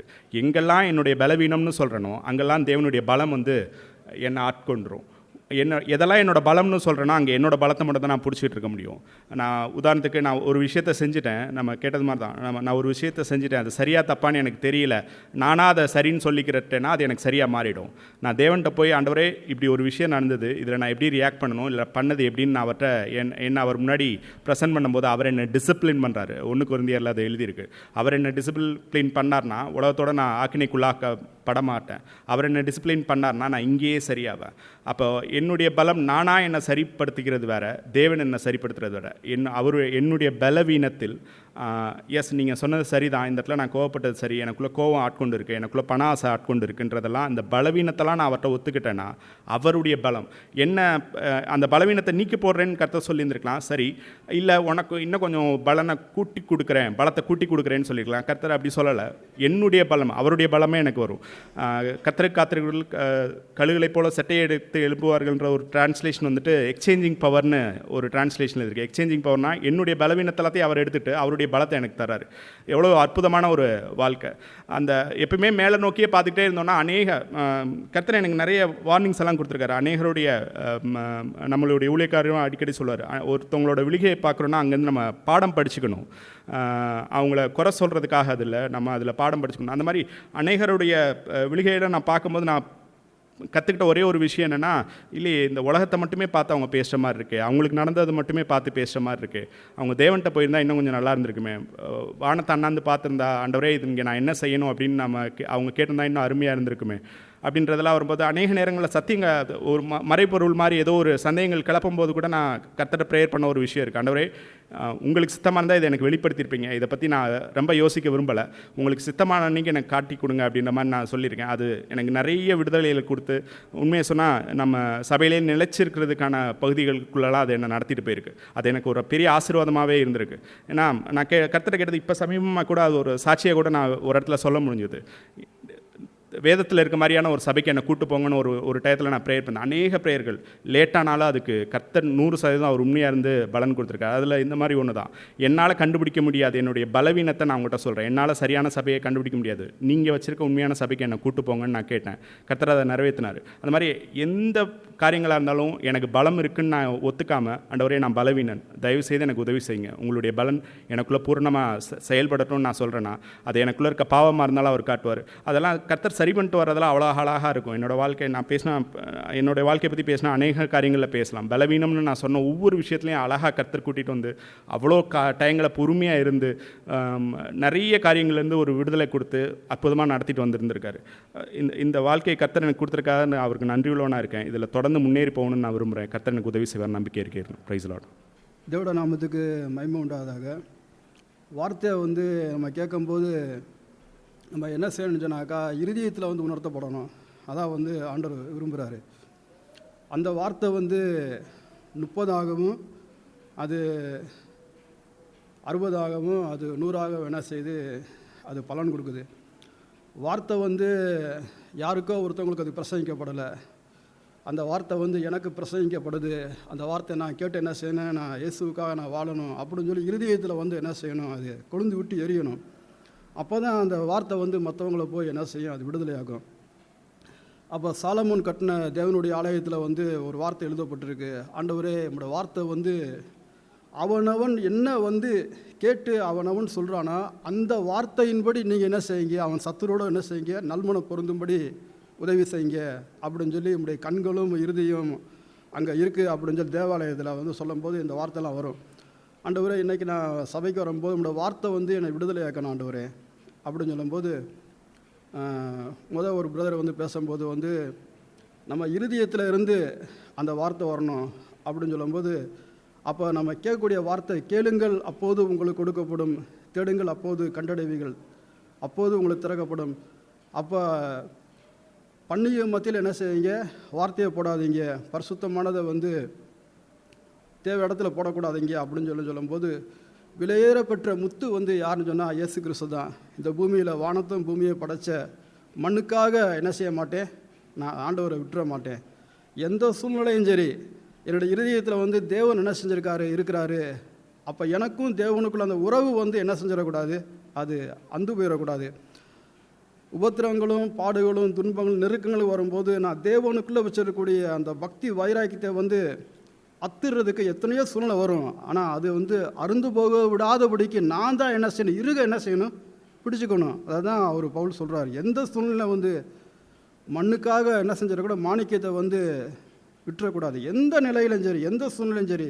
எத்தனையோ சர்ச்சில் வந்து மிஷினரிமார்களுடைய புக்ஸு, அந்த பத்திரிக்கை புக்ஸ்லாம் இருக்குது. அதெல்லாம் வந்து அநேகர் வந்து அந்த உபத்திரத்தின் சூழ்நிலையை போனாங்க. அதை பார்த்து அவங்க பின்தங்கி போகாமல் தேவனுக்காக தேவனை தேடுதலில் தேவன் மேல் வச்சுருக்க அன்பு நிமித்தம் அவங்க சூழ்நிலை அவங்க போய் என்ன செஞ்சாங்க, அவங்க தேவனுக்காக அக்கினி பிளமாக அக்கினியாக நின்று தேவனை மறுதலியாமல் தேவனுக்காக நின்றாங்க. அப்போ இன்றைக்கி நான் தேவனுக்காக அக்கினியாக நிற்கணும்னு சொன்னாக்கா என் இருதயத்தில் அந்த பொருந்தப்பட்ட அந்த வார்த்தை எனக்குள்ளே கிரியை செய்கிறதுக்கு தேவனை மறுதலிக்காமல் தேவட வார்த்தையை மறுதலிக்க தேவனுக்காக என்ன செய்யணும், நான் நிற்கணும். பாவம் செய்யக்கூடிய அந்த சூழ்நிலை வந்து என்ன செஞ்சிட பாவத்துக்கு நான் அடிமையாக ஆயிடக்கூடாது. நான் பெரிய பரிசுத்தவான் அப்படின்னு சொல்லி மற்றவங்களை குற்றம் சாட்டி அந்த இடத்துக்கு போயிடக்கூடாது. கிறிஸ்துவனுடைய ஜீவ பிரமாணம், கிறிஸ்துவனுடைய பாவ பிரமாணம் என்னை என்ன செஞ்சிருச்சு, என்னை விடுதலை ஆக்கிருச்சு. நான் தேவனுக்காக நான் வாழ்வேன்னு சொல்லி என்னை குறித்து தான் நான் என்ன செஞ்சுருக்கணும்னு நான் பார்க்கணும். யாருடைய வாழ்க்கையில யாருடைய தனிப்பட்ட ஜீவியத்துக்கு நான் உள்ளே போகக்கூடாது. நான் என்னை பாவத்துக்காக நான் மறித்தவன், நான் நீதிக்காக நான் பிழைத்திருக்கிறேன், கிறிஸ்து எனக்குள் வாழ்கிறார். கிறிஸ்துவை குறித்து இன்னும் நான் என்ன செய்யணும், மெருகூட்டப்படணும். கிறிஸ்துவை குறித்து இன்னும் நான் தீட்டப்படணும். நான் கிறிஸ்துவுக்காக நான் என்ன செய்யணும், வேலை செய்கிறத்துல, குடும்பத்தில் நான் போகிற இடத்துல கிறிஸ்துவுக்காக நான் வாழணும். கிறிஸ்து தான் என் மூச்சு, கிறிஸ்து தான் என் ஜீவன், கிறிஸ்து தான் அப்படின்னு சொல்லி அந்த ஒரு பிரதர் ஒரு பரிசுத்தவானுடைய கரியை கூட துண்டு துண்டாக வெட்டி போட்டால் எந்த இடத்துல கிறிஸ்து அப்படின்னு சொல்லும் போது கிறிஸ்துவுக்காக வாழணும். கிறிஸ்துவுக்காக இப்படி கிறிஸ்துவுக்காக வாழக்கூடிய அந்த வாழ்க்கையை வந்து நான் மிஸ் பண்ணிடக்கூடாது. 6ஆம் வசனம், பரிசுத்தமானதை நாய்களுக்கு போடாதீர்கள், உங்கள் முத்துக்களை பன்றிகள் முற்றிலும் போடாங்க. அப்போ முத்து கிறிஸ்து தான். எல்லாத்தையும் விட்டு போய் பார்த்துட்டு, ஆண்டவரே உங்களை என்ன செஞ்சிடக்கூடாது, நான் இழந்துடக்கூடாது ஆண்டவரே. அப்போ அந்த பிசாசு வந்து கலகத்தை கொண்டு வரான், தேவன் சமாதானத்தை கொண்டு வரார். யோபுவோட வாழ்க்கையில் எத்தனையோ சூழ்நிலை பிரச்சனை வந்துச்சு. ஆனால் தேவன் வந்து சமாதானத்தின் தேவனாக இருக்கிறாரு, இளைப்பாறுதலை கொடுக்குறாரு. தேவனை நம்பி போகிற பிள்ளைகளுக்கு இளைப்பாறுதல் கூட சமாதானத்தை கொடுக்குறாரு. அப்போ எங்கே வந்து பிரச்சனை துன்பங்கள் பாடு உபத்திரம் வருதோ அதுக்கு பின்னால் வந்து தேவன் வந்து இருக்கார். ஆனால் அவர் அமைதியாக இருந்து எல்லாத்தையும் கவனிச்சுட்டு வரார். என்னை குறித்து என் தாசனை மறுதளிக்கிறானா, என் சூழ்நிலை வந்து என்னை விட்டு கொடுக்குறானா, அவன் உறுதியாக நிற்கிறானா, தேவன் கவனிச்சிட்டே இருக்கார். ஒரு நேரம் வரும்போது தேவன் அவருடைய சித்தத்தை சம்பூர்ண திட்டத்தை நிறைவேற்றிடுவார். நான் மட்டும் ஆண்டவரே உங்களை தேடணும், ஆண்டவரே இன்னும் அதிகமாக தேடணும். மானானது நீரோடையில் வாஞ்சித்து கதறுவது போல ஆண்டவரே என் ஆத்துமா இருதயத்தின் ஆழத்திலிருந்து நான் தேவனை தேடணும் ஆண்டவரே, அதில் கிருபை கொடுங்க ஆண்டவரே. ஆமீன். கர்த்தருக்கு ஸ்தோத்திரம். சகோதரர்கள் மூலமாக கர்த்தர் பேசினதற்காக கர்த்தருக்கு நன்றி செலுத்துகிறேன். தேவனை குறித்த தேடல் வந்து ஒவ்வொரு கட்டத்திலும் நம்ம லைஃப்பில் ஒவ்வொரு மாதிரி இருந்திருக்கு. நான் ரட்சிக்கப்படுவதற்கு முன்னாடி பாவத்தில் ரொம்ப நெருக்கத்தில் இருந்தப்போ இதிலேருந்து ஒரு டெலிவரன்ஸே இல்லையே அப்படிங்கிற ஒரு தேடல்னு கூட சொல்ல மாட்டேன், ஒரு டெஸ்பரேஷன், ஒரு பரிதாபமான நிலைமையில் இருந்தப்போ தேவன் என்னை தேடி வந்து ரட்சித்தார். அந்த ரட்சிப்பை பெற்ற உடனே எல்லாம் அடைந்தாயிட்டுங்கிற மனப்பான்மையில் தான் நான் நடந்து வாழ்ந்துட்டு இருந்தேன். ஆனாலும் நிறைய பாவங்கள் மன்னிக்கப்பட்டு நிறையா பாவங்கள் நான் விட முடிந்திருந்த போதும் சில பாவங்கள் என்னோட தொடர்ந்து வந்துகிட்டே தான் இருந்துச்சு. அதை என்னால் முழுசாக ஓவர் கம் பண்ணி வாழவே முடியலை. அப்போது நான் வசனம்லாம் கொஞ்சம் படிச்சிருந்தனால நான் வசனத்தை சொல்லி கேட்பேன், ஆண்டவரே எல்லாவற்றிலும் வெற்றி சிறக்க செய்கிற இயேசு கிறிஸ்துவுக்கு ஸ்தோத்திரம்னு பவுல் எழுதுகிறாரு. ஆனால் நான் இப்படி ஒரு அடிமைத்தனத்தில் இருக்கேன். நான் வந்து ப்ரேயர் பண்ணது உண்டு. அப்போவும் எனக்கு கொஞ்சம் கொஞ்சமாக கிடச்ச ஒரு ரெவலேஷன் என்னென்னா, நான் ஒரு பாவ மன்னிப்பில் கூட உலகத்துக்கு ஏற்ற விதமாக ஐயோ இது மற்றவங்களுக்கு தெரிஞ்சு போயிருமோ, இல்லை இந்த பாவத்தால் இவ்வளோ நஷ்டம் வருது, ஒரு கெட்ட குமாரனுக்கு இருந்த ஒரு நல்ல ஒரு மனம் திரும்புதல் எனக்கு இல்லை, நான் பரத்துக்கும் உமக்கும் விரோதமாக நான் ஒரு பாவம் செஞ்சேன் அப்படின்னு சொல்கிற ஒரு நல்ல ஒரு தேடல் எனக்கு இல்லைன்னு நிறைய தேவன் எனக்கு வெளிப்படுத்தினார். அத்தகைய சூழ்நிலையிலேருந்து வெளியே வந்ததுக்கப்புறம் நிறைய விஷயங்கள்லேருந்து தேவன் எனக்கு ஒரு முழுமையான விடுதலையும் கொடுத்துருக்காரு. அதுக்காக நான் கர்த்தருக்கு நன்றி செலுத்துகிறேன். அதுக்கப்புறம் இதே பாதையில் நடக்கிறப்ப இந்த தேடல் இன்னுமே அதிகமாக ஆக உமக்கும் எனக்கும் அப்படிங்கிற ஒரு பாயிண்ட்டுக்கு அந்த தேடல் வந்து போயிடுச்சு. ஆண்டவரே உலகத்துக்கு இல்லை, மனுஷருக்கு முன்பாக இல்லை, தேவனை உமக்கு முன்பாக உண்மையாக வாழணும் அப்படிங்கிற ஒரு தேடல் போகிறப்ப தான் அடுத்து அந்த ஒரு ஓமை வரும். ஒருத்தன் வந்து ஒரு விலையுறந்த பொக்கிஷத்தை கண்டபோது தனக்குண்டான எல்லாவற்றையும் விற்று அந்த லேண்டை போய் வாங்கி அதை தனக்குண்டாதான் ஆக்கி கொண்டான்னு. தேவன் வந்து அத்தகைய ஒரு தேடலில் நம்ம அடுத்தடுத்து போகிறப்ப தான் இன்னும் அவருக்கு உண்டான காரியங்களை, அந்த விலையேற பெற்ற காரியங்களை நமக்கு காண்பிக்கிற சித்தமுள்ளவராக இருக்காருன்னா அப்படின்னு கொஞ்சம் கொஞ்சமாக என் அறிவுக்கு அவ்வளோதான் புரியுது. அத்தகைய அறிவில் தேவன் மேல்மேல் நடந்து அவருக்கு முன்பாக உண்மையாக வாழ தேவன் கிருபை செய்யணும். ஆமென். சபை என்பது ஒரு ஆவிக்குரிய ஒரு குடும்பம், ஆவிக்குரிய சபை. சபையில் இருக்கக்கூடிய அனைவருமே ஸ்பிரிச்சுவல், ஆவிக்குரிய தன்மை நிறைந்தவர்களாக இருக்க வேண்டும். இதைத்தான் ஆண்டவர் விரும்புகிறார். அவர் இந்த பூமியிலே முதல் பிரசங்கமே அந்த மத்தேயு 5க்கு முன்பாக செய்த பிரசங்கம் என்னவென்றால் அந்த மனம் திரும்புதல் என்பதுதான். இது நாட் அவுட் சைடு, வெளியே உள்ள ஒரு பகுதி அல்ல, என்னுடைய மனம் திரும்ப வேண்டும் என்பதுதான். அதுபோன்ற ஒரு முதல் வார்த்தையாய் இந்த புதிய ஏற்பாட்டிலே நாம் கேட்கும் பொழுது we understand the God's mind, தேவனுடைய மனம் என்னவென்று விளங்குகிறது. எதை அவர் விரும்புகிறார், நாட் எக்ஸ்டர்னல் திங்ஸ், வெளியே உள்ள காரியங்கள் என்று இல்லை. ரிட்டர்ன் ஃப்ரம் யுவர் ஹார்ட் என்பதுதான், நம்முடைய மனதிலே இருதயத்திலே திரும்பி வா என்பதுதான். அப்படி திரும்பி வரும்பொழுது I will give the whole kingdom of God, தேவனுடைய ராஜ்யத்தை உங்களுக்கு கொடுத்து விடுவேன் என்று அவர் அழைக்கிறார். And then he got disciples, சீசுகளை அவர் பெற்றுவிட்டார். அந்த சீசுகளோடு அந்த மலை பிரசங்கத்தில் அவர் உட்காரும் பொழுது தன்னோடு அமர்ந்திருந்த அந்த சீசுகளை பார்த்து, ஆவியிலே ஏழையாக இருக்கிற நீங்கள் பாக்கியவான்கள், பரலோக ராஜ்யம் உங்களுக்கு நான் தருகிறேன், உங்களுடையது என்று அவர் கேரண்டியும் தருகிறார். ஏன் அதுபோன்ற ஒரு உங்களுடையது என்று சொல்லுகிற ஒரு வாக்குத்தத்தம் இருக்கிறது. இந்த ஃபர்ஸ்ட் ப்ராமிஸ், முதல் வாக்குத்தத்தம் என்னவென்றால், நீங்கள் ஆவியிலே நீங்கள் நிறுத்தமாக இருந்தால் போதும், I will heal the whole kingdom of God, என்னுடைய முழு ராஜ்யத்தையும் உங்களுக்கே நான் தந்து விடுவேன் என்பதுதான். ஆகவே இந்த பூமியில் இருக்கக்கூடிய ஒரு வாழ்க்கையிலே எல்லா மனிதர்களுக்குமே ஒரு கான்சியன்ஸ், மனசாட்சி என்று உண்டு. எல்லோருக்குமே நாம் நீதியாக வாழ வேண்டும், மனசாட்சியின்படி வாழ வேண்டும் என்று ஒரு விருப்பம் உண்டு தான். அதுபோன்ற விருப்பத்தை உடைய எத்தனையோ உங்களுடைய புரஜாதி மக்களை பார்த்துருக்கக்கூடும். நான் பார்த்துருக்கிறேன். நான் பழகின அந்த வட்டாரத்தில் கொஞ்சம் அந்த பெரிஃபெரியில் அந்த வெளிவட்டத்தில் இருக்கிறவர்கள் கான்சியன்ஸ் படி வாழ வேண்டும் என்ற விருப்பத்தை உடையவர்கள், கிறிஸ்துவுக்குள் வராவிட்டாலுமே கூட they had that mind, அந்த மனசாட்சியின்படி வாழ வேண்டுமே என்ற ஒரு விருப்பத்தை வைத்திருந்தார்கள். அதுபோன்ற அந்த உலகத்தில் உள்ள அத்தனை பேருமே they want to live a good life, ஒரு நல்ல வாழ்க்கையைத்தான் வாழ விரும்புகிறார்கள். ஆகவே நாம் இன்று கேட்டதை போலவே ஒருவன் ஒரு தவறு செய்தான் என்று சொன்னால், ரட்சிக்கப்பட்ட பிறகு என்னுடைய பிள்ளையாக இருக்கிற அவன் ஒரு தவறு செய்யும் பொழுது ஹவு டு கரெக்ட் இட், அதை எப்படி சரி செய்யலாம் என்று அவன் முயற்சி செய்து பார்க்கிறான். அந்த ரோமர் 7ஆம் அதிகாரத்தில் நீங்கள் வாசித்த அந்த வசனங்களை அதை என்ன நம்ம கற்றுக் கொடுக்கிறது என்று சொன்னால், நான் நன்மை செய்ய விரும்புகிறேன், ஆனால் என்னால் நன்மை செய்ய முடியவில்லை என்று அவன் கதறுகிறான். நான் நன்மை செய்ய விரும்புகிறேன் என்று சொல்வதை நீங்கள் அங்கே பார்த்தீர்களாம்.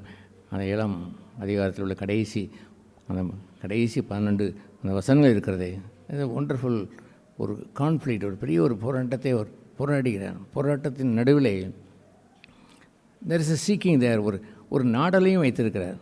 அந்த 7ஆம் அதிகாரத்திற்கு வந்துவிட்டு அந்த பவுல் ரட்சிக்கப்பட்டவர் அல்ல, ரட்சிக்கப்பட்டவர் அவர் 4ஆம் அதிகாரத்தில் வரும்பொழுது தேவனுடைய இரத்தத்தினாலே நீதிமானாக்கப்பட்டவர். அந்த 5ஆம் அதிகாரத்தில் வரும்பொழுது பரிசுத்தனுடைய அபிஷேகத்தை அவர் பெற்றவர். 6ஆம் அதிகாரத்தில் வரும்பொழுது பேப்டைஸ் இன் கிரைஸ்ட், கிறிஸ்துவுக்குள் ஞானஸ்நானம் எடுத்தவர். பழைய மனிதனை சிலுவையிலே அறையுண்டு அவரோடு மரித்தான் என்று அறிக்கை செய்தவர். லூயாம் அதுபோன்ற இடத்திலிருந்து வந்தவருக்கு தான் தட்ஸ் எ கான்ஃப்ளிக்ட் தேர். அங்கே ஒரு பெரியதொரு போராட்டம்.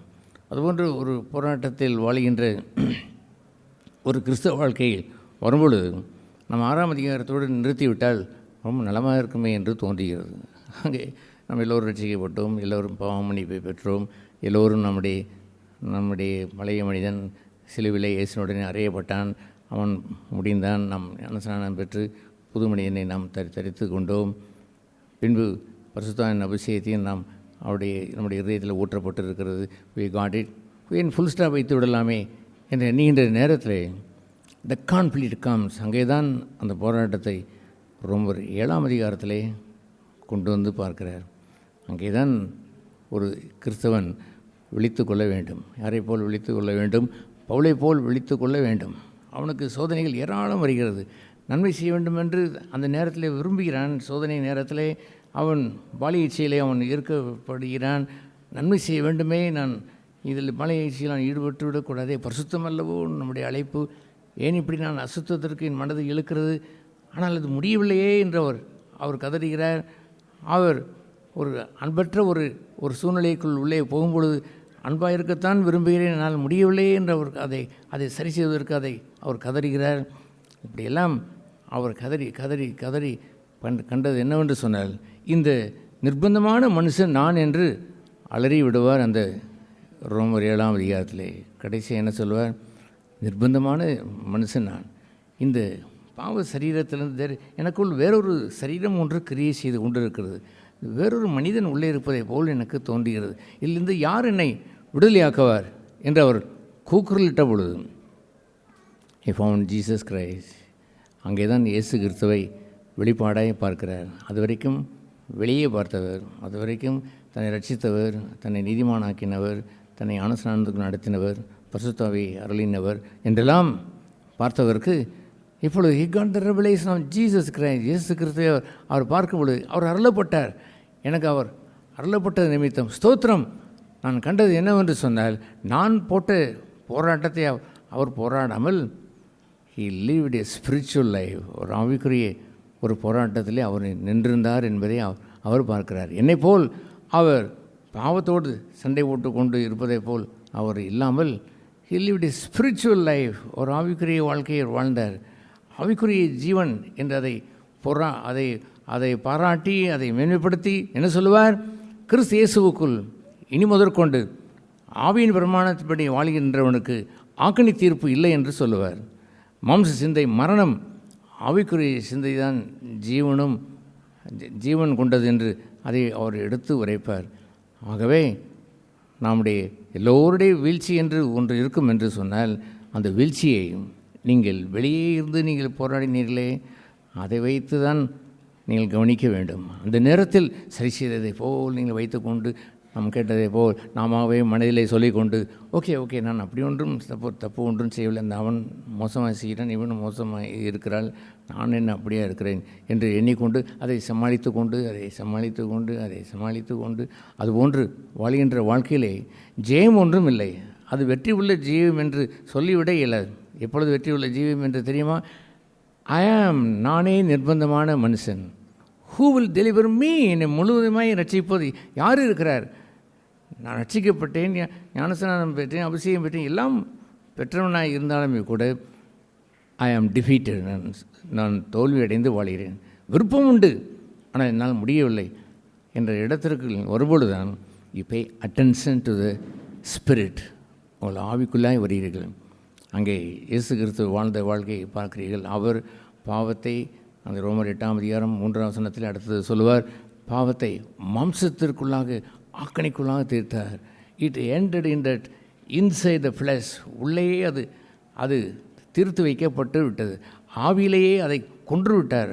ஆவியிலேயே அதை பிறக்காமல் அதை பார்த்து விட்டார். பாவம் பிறந்தது என்று அந்த 1 யோவானிலே அவர் கூறுவார். பாவம் அவனுக்குள் பிறந்தது. யாக்கோபும் அதை அவர் சொல்லுவார், இச்சையானது கற்பந்தரித்து அது பாவத்தை பிறப்பித்தது. அங்கே பாவம் பிறக்காதபடியே he was filled with the Holy Spirit, பரிசுத்தாவினாலே நிறைந்து he killed it inside it. உள்ளே அவர் பாவத்தை ஆக்கணைக்குள்ளாக தீர்த்தார். எனவே வெளியவர்கள் போராட விட்டுவிட்டு ஒரு மனுஷன் ஆவிக்குரிய அந்த அட்டென்ஷனுக்கு வரவில்லை என்றால் he cannot grow as a spiritual sister, spiritual brother. அவன் எப்பொழுதுமே வெளியவே போராடவே விட்டு கொண்டே இருப்பது தான் சபையா? ஒரு சபையில் எல்லோரும் போராடுகிறார்கள் என்றிருந்தால் ஒரு சபை நடத்தியவர்களுக்கு மகிழ்ச்சியாக இருந்து விடலாமா? சரிதான், எனக்கு அன்பில்லை என்று அவர் சொல்லிக்கொண்டே அவர்கள் ஜெபம் பண்ணுவார்கள். எனக்கு தாழ்மை இல்லை என்று சொல்லி ஜெபம் பண்ணி கொண்டு இருப்பார்கள். ஆண்டவரே எனக்கு இச்சையடக்கமில்லை ஜெபம் பண்ணி கொண்டு இருப்பார்கள். ஒண்டர்ஃபுல். எல்லோரும் இப்படி அலற விட்டோம். இவர்கள் ஆவிக்குரிய தன்மைக்கு வந்து விட்டால் அதுதான் மோசம் என்று எண்ணுவார்கள் போல் தோன்றுகிறது. ஆவிக்குரிய தன்மைக்கு வந்து விட்டால் ஆவிக்குரிய மனிதன் ஆவிலை தரித்திரத்தை கொண்டு அதிலே பெற்ற மனிதன் நிறைவே பெற்றிருப்பான். தேவனுடைய ராஜ்யத்தை அவன் பெற்றிருப்பான், ஜெயம் பெற்றிருப்பான். ஜெயத்தினுடைய ஆரம்பமே ஆவிதானே அல்லாமல் வெளியே உள்ள வெற்றியை வைத்து அல்ல. சகோதர சகோதரிகளே, அதிலெல்லாம் தோல்வியை கண்டவன் தான் இந்த பவுல். நான் முயற்சித்தேன், நன்மை செய்ய விரும்பினேன், ஐ ட்ரைட் இட். எவ்வளோ முயற்சி செய்து நான் அதையெல்லாம் சமாளித்து கொண்டு வாழ்ந்து அவன் விடாமல் அந்த போராடி கடைசியிலே பெற்ற ஜெயந்தான் நமக்கு வேத வாக்கியங்களாய் அருளப்பட்டது. நிர்பந்தமான மனுஷன் நான், என்னை விடுதலை செய்வது யார்? ஒன்றும் நான் போராடி வெற்றி பெற இயலாது. உங்களுடைய வெறும் பாவத்தை வைத்து நீங்கள் போராடி ஜெயிக்கலாம் என்று நீங்கள் எண்ணுகிறீர்களோ? நான் கேட்கிறேன், உங்களுடைய பாவத்தை குறித்து நீங்கள் போராட வேண்டும் என்று தனிப்பட்ட விதத்திலே போராடுவதை குறித்து எங்கேயாவது எழுதப்பட்டு இருக்கிறதா? எபிரேயர் 12 அவர் சொல்லுவார். எப்படி அதை எடுத்து அவர் சொல்லுவார்? நீங்கள் பாவத்தை ரத்தம் சிந்தும் அளவிற்கு போராடவில்லை என்று சொல்வது எல்லாம் எதை வைத்து அவர் கூறுவார்? Inside me there is another life there. அந்த இன்னொரு ஜீவன் இருக்கிறதே, அந்த ஜீவன் வடிய வேண்டும் என்பதற்காகத்தானே அவர் சொன்னாரே அல்லாமல் நீங்கள் பாவத்தோடு கட்டிப்பிடித்து போராட வேண்டும் என்று சொல்லுவதற்காக இயேசு உங்களுக்கு விலைமதியாத ரட்சிப்பை அவர் கொடுத்தார். பணமின்றி விலையுமின்றி விலையேறப்பட்ட ரத்தத்தினாலே நீங்கள் இலவசமாய் நீங்கள் ரட்சிக்கப்பட்ட ரட்சிப்பை கொடுத்துவிட்டு இனி போராடு என்று அவர் சொன்னாரா? நீங்கள் பாவத்தோடு போராடி கொண்டே இரு என்று அவர் கூறினாரா? You must pay attention to the spirit. உங்கள் ஆவிலே நீங்கள் திரும்பி வர வேண்டும். ஜீவகாலமெல்லாம் நீங்கள் போராடினாலும், another 1000 years 1000 வருடங்கள் நீங்கள் போராடினாலும் வெளியே உள்ள அந்த போராட்டத்தில் இருந்து எக்காலமும் நீங்கள் விடுதலை பெற மாட்டீர்கள். Pay attention to the spirit. ஆவிலே நீங்கள் உங்களுடைய கவனத்தை செலுத்துங்கள். இயேசுவை குறித்து அருமையான வசனங்கள் உண்டு. அது என்னவென்று சொன்னால், இந்த லூக்கா 2ஆம் அதிகாரத்திலே நாம் வாசிக்கிறோம். அவர் பிறந்த பொழுது அந்த லூக்கா 2ஆம் அதிகாரத்தில் எப்படி வாசிக்கிறோம்? அந்த 2ஆம் அதிகாரம் 40வது வசனத்தில், சாரி 2ஆம் அதிகாரம் 40ஆம் வசனம், பிள்ளை வளர்ந்து என்று எழுதியிருக்கிறது. அவர் நாசரேத்திற்கு திரும்பி வந்தார்கள் பெற்றோர்கள். பிள்ளை வளர்ந்து ஆவிலே பலன் கொண்டு, ஹல்லேலூயா!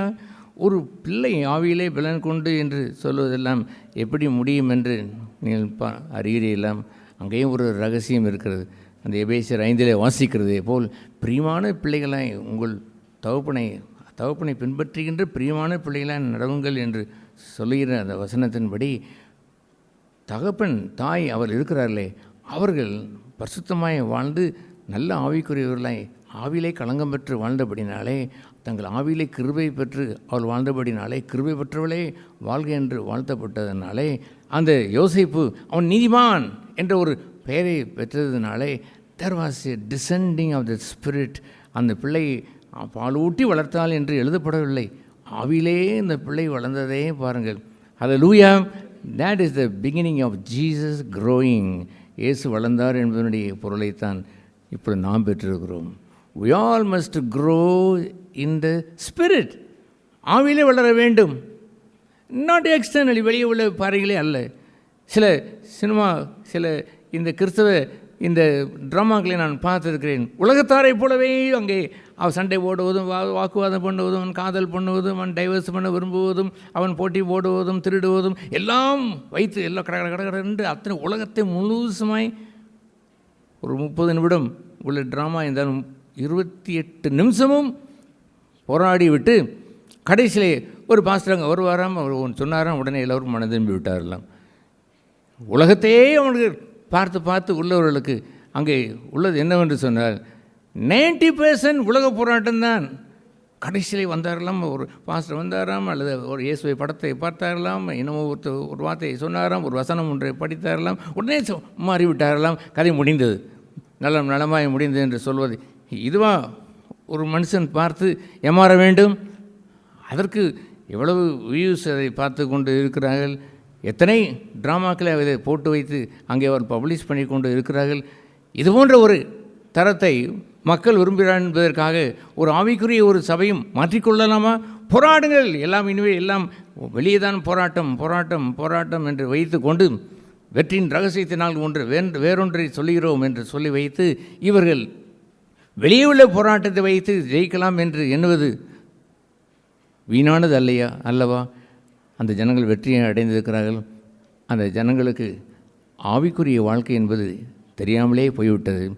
You have to grow in the spirit. அந்த பிள்ளை, நீங்களும் பிள்ளை தான். ஒரு நாளிலே மனம் திரும்பி நான் மறுபடியும் ஆவினாலே பிறந்த பொழுது I was a child of God, born of the spirit. ஆவியிலே பிறந்த ஒரு குழந்தை தானே. I have to grow. அந்த வளர்ச்சி இன் த ஸ்பிரிட், ஆவியிலே தான் நடந்திருக்க வேண்டும். வெளியே உள்ளதையே வைத்து சமாளித்து விடலாம் என்று எண்ணிக்கொண்டிருக்கிற சகோதர சகோதரிகளே, அப்படி எல்லோரும் இல்லாவிட்டாலும் மெஜாரிட்டி இருந்து விட்டேன் என்று சொன்னால் சபைக்கு வருகின்ற ஆவிக்குரிய பெருநஷ்டம் அல்லவா? நீங்கள் 10,000 பேர் இருந்தால் என்ன, 1000 பேர் இருந்தால் என்ன, அதில் ஒரு 4 பேர் தான் அங்கே ஆவிக்குரிய வாழ்க்கையை வாழ்கிறார் என்று சொன்னால் அவர்கள்தான் ஜெயவான்கள். 6 லட்சம் புருஷர்களிலே அந்த 2 பேர், யோசுவா காலேப் என்று இருந்த அந்த 2 பேர் இருக்கிறார்களே, நாங்கள் இந்த ஆவிக்குரிய வாழ்க்கையை வாழ முடியும். அங்கே என்ன பெரிய அந்த அந்த அந்த பெரிய அரக்கன்கள் இருக்கிறார்கள், நாங்கள் வெட்டிக்கிள்ளையை போல் காணப்படுகிறோம் என்று இவர்கள் சொல்லி கொண்டு இருக்கிறார்கள். அது அல்ல. God said, I will be with you. நான் உங்களுடனே இருக்கிறேன் என்று சொன்னார் அல்லவோ. Therefore I say we can win. நாம் ஜெயம் பெற முடியும்.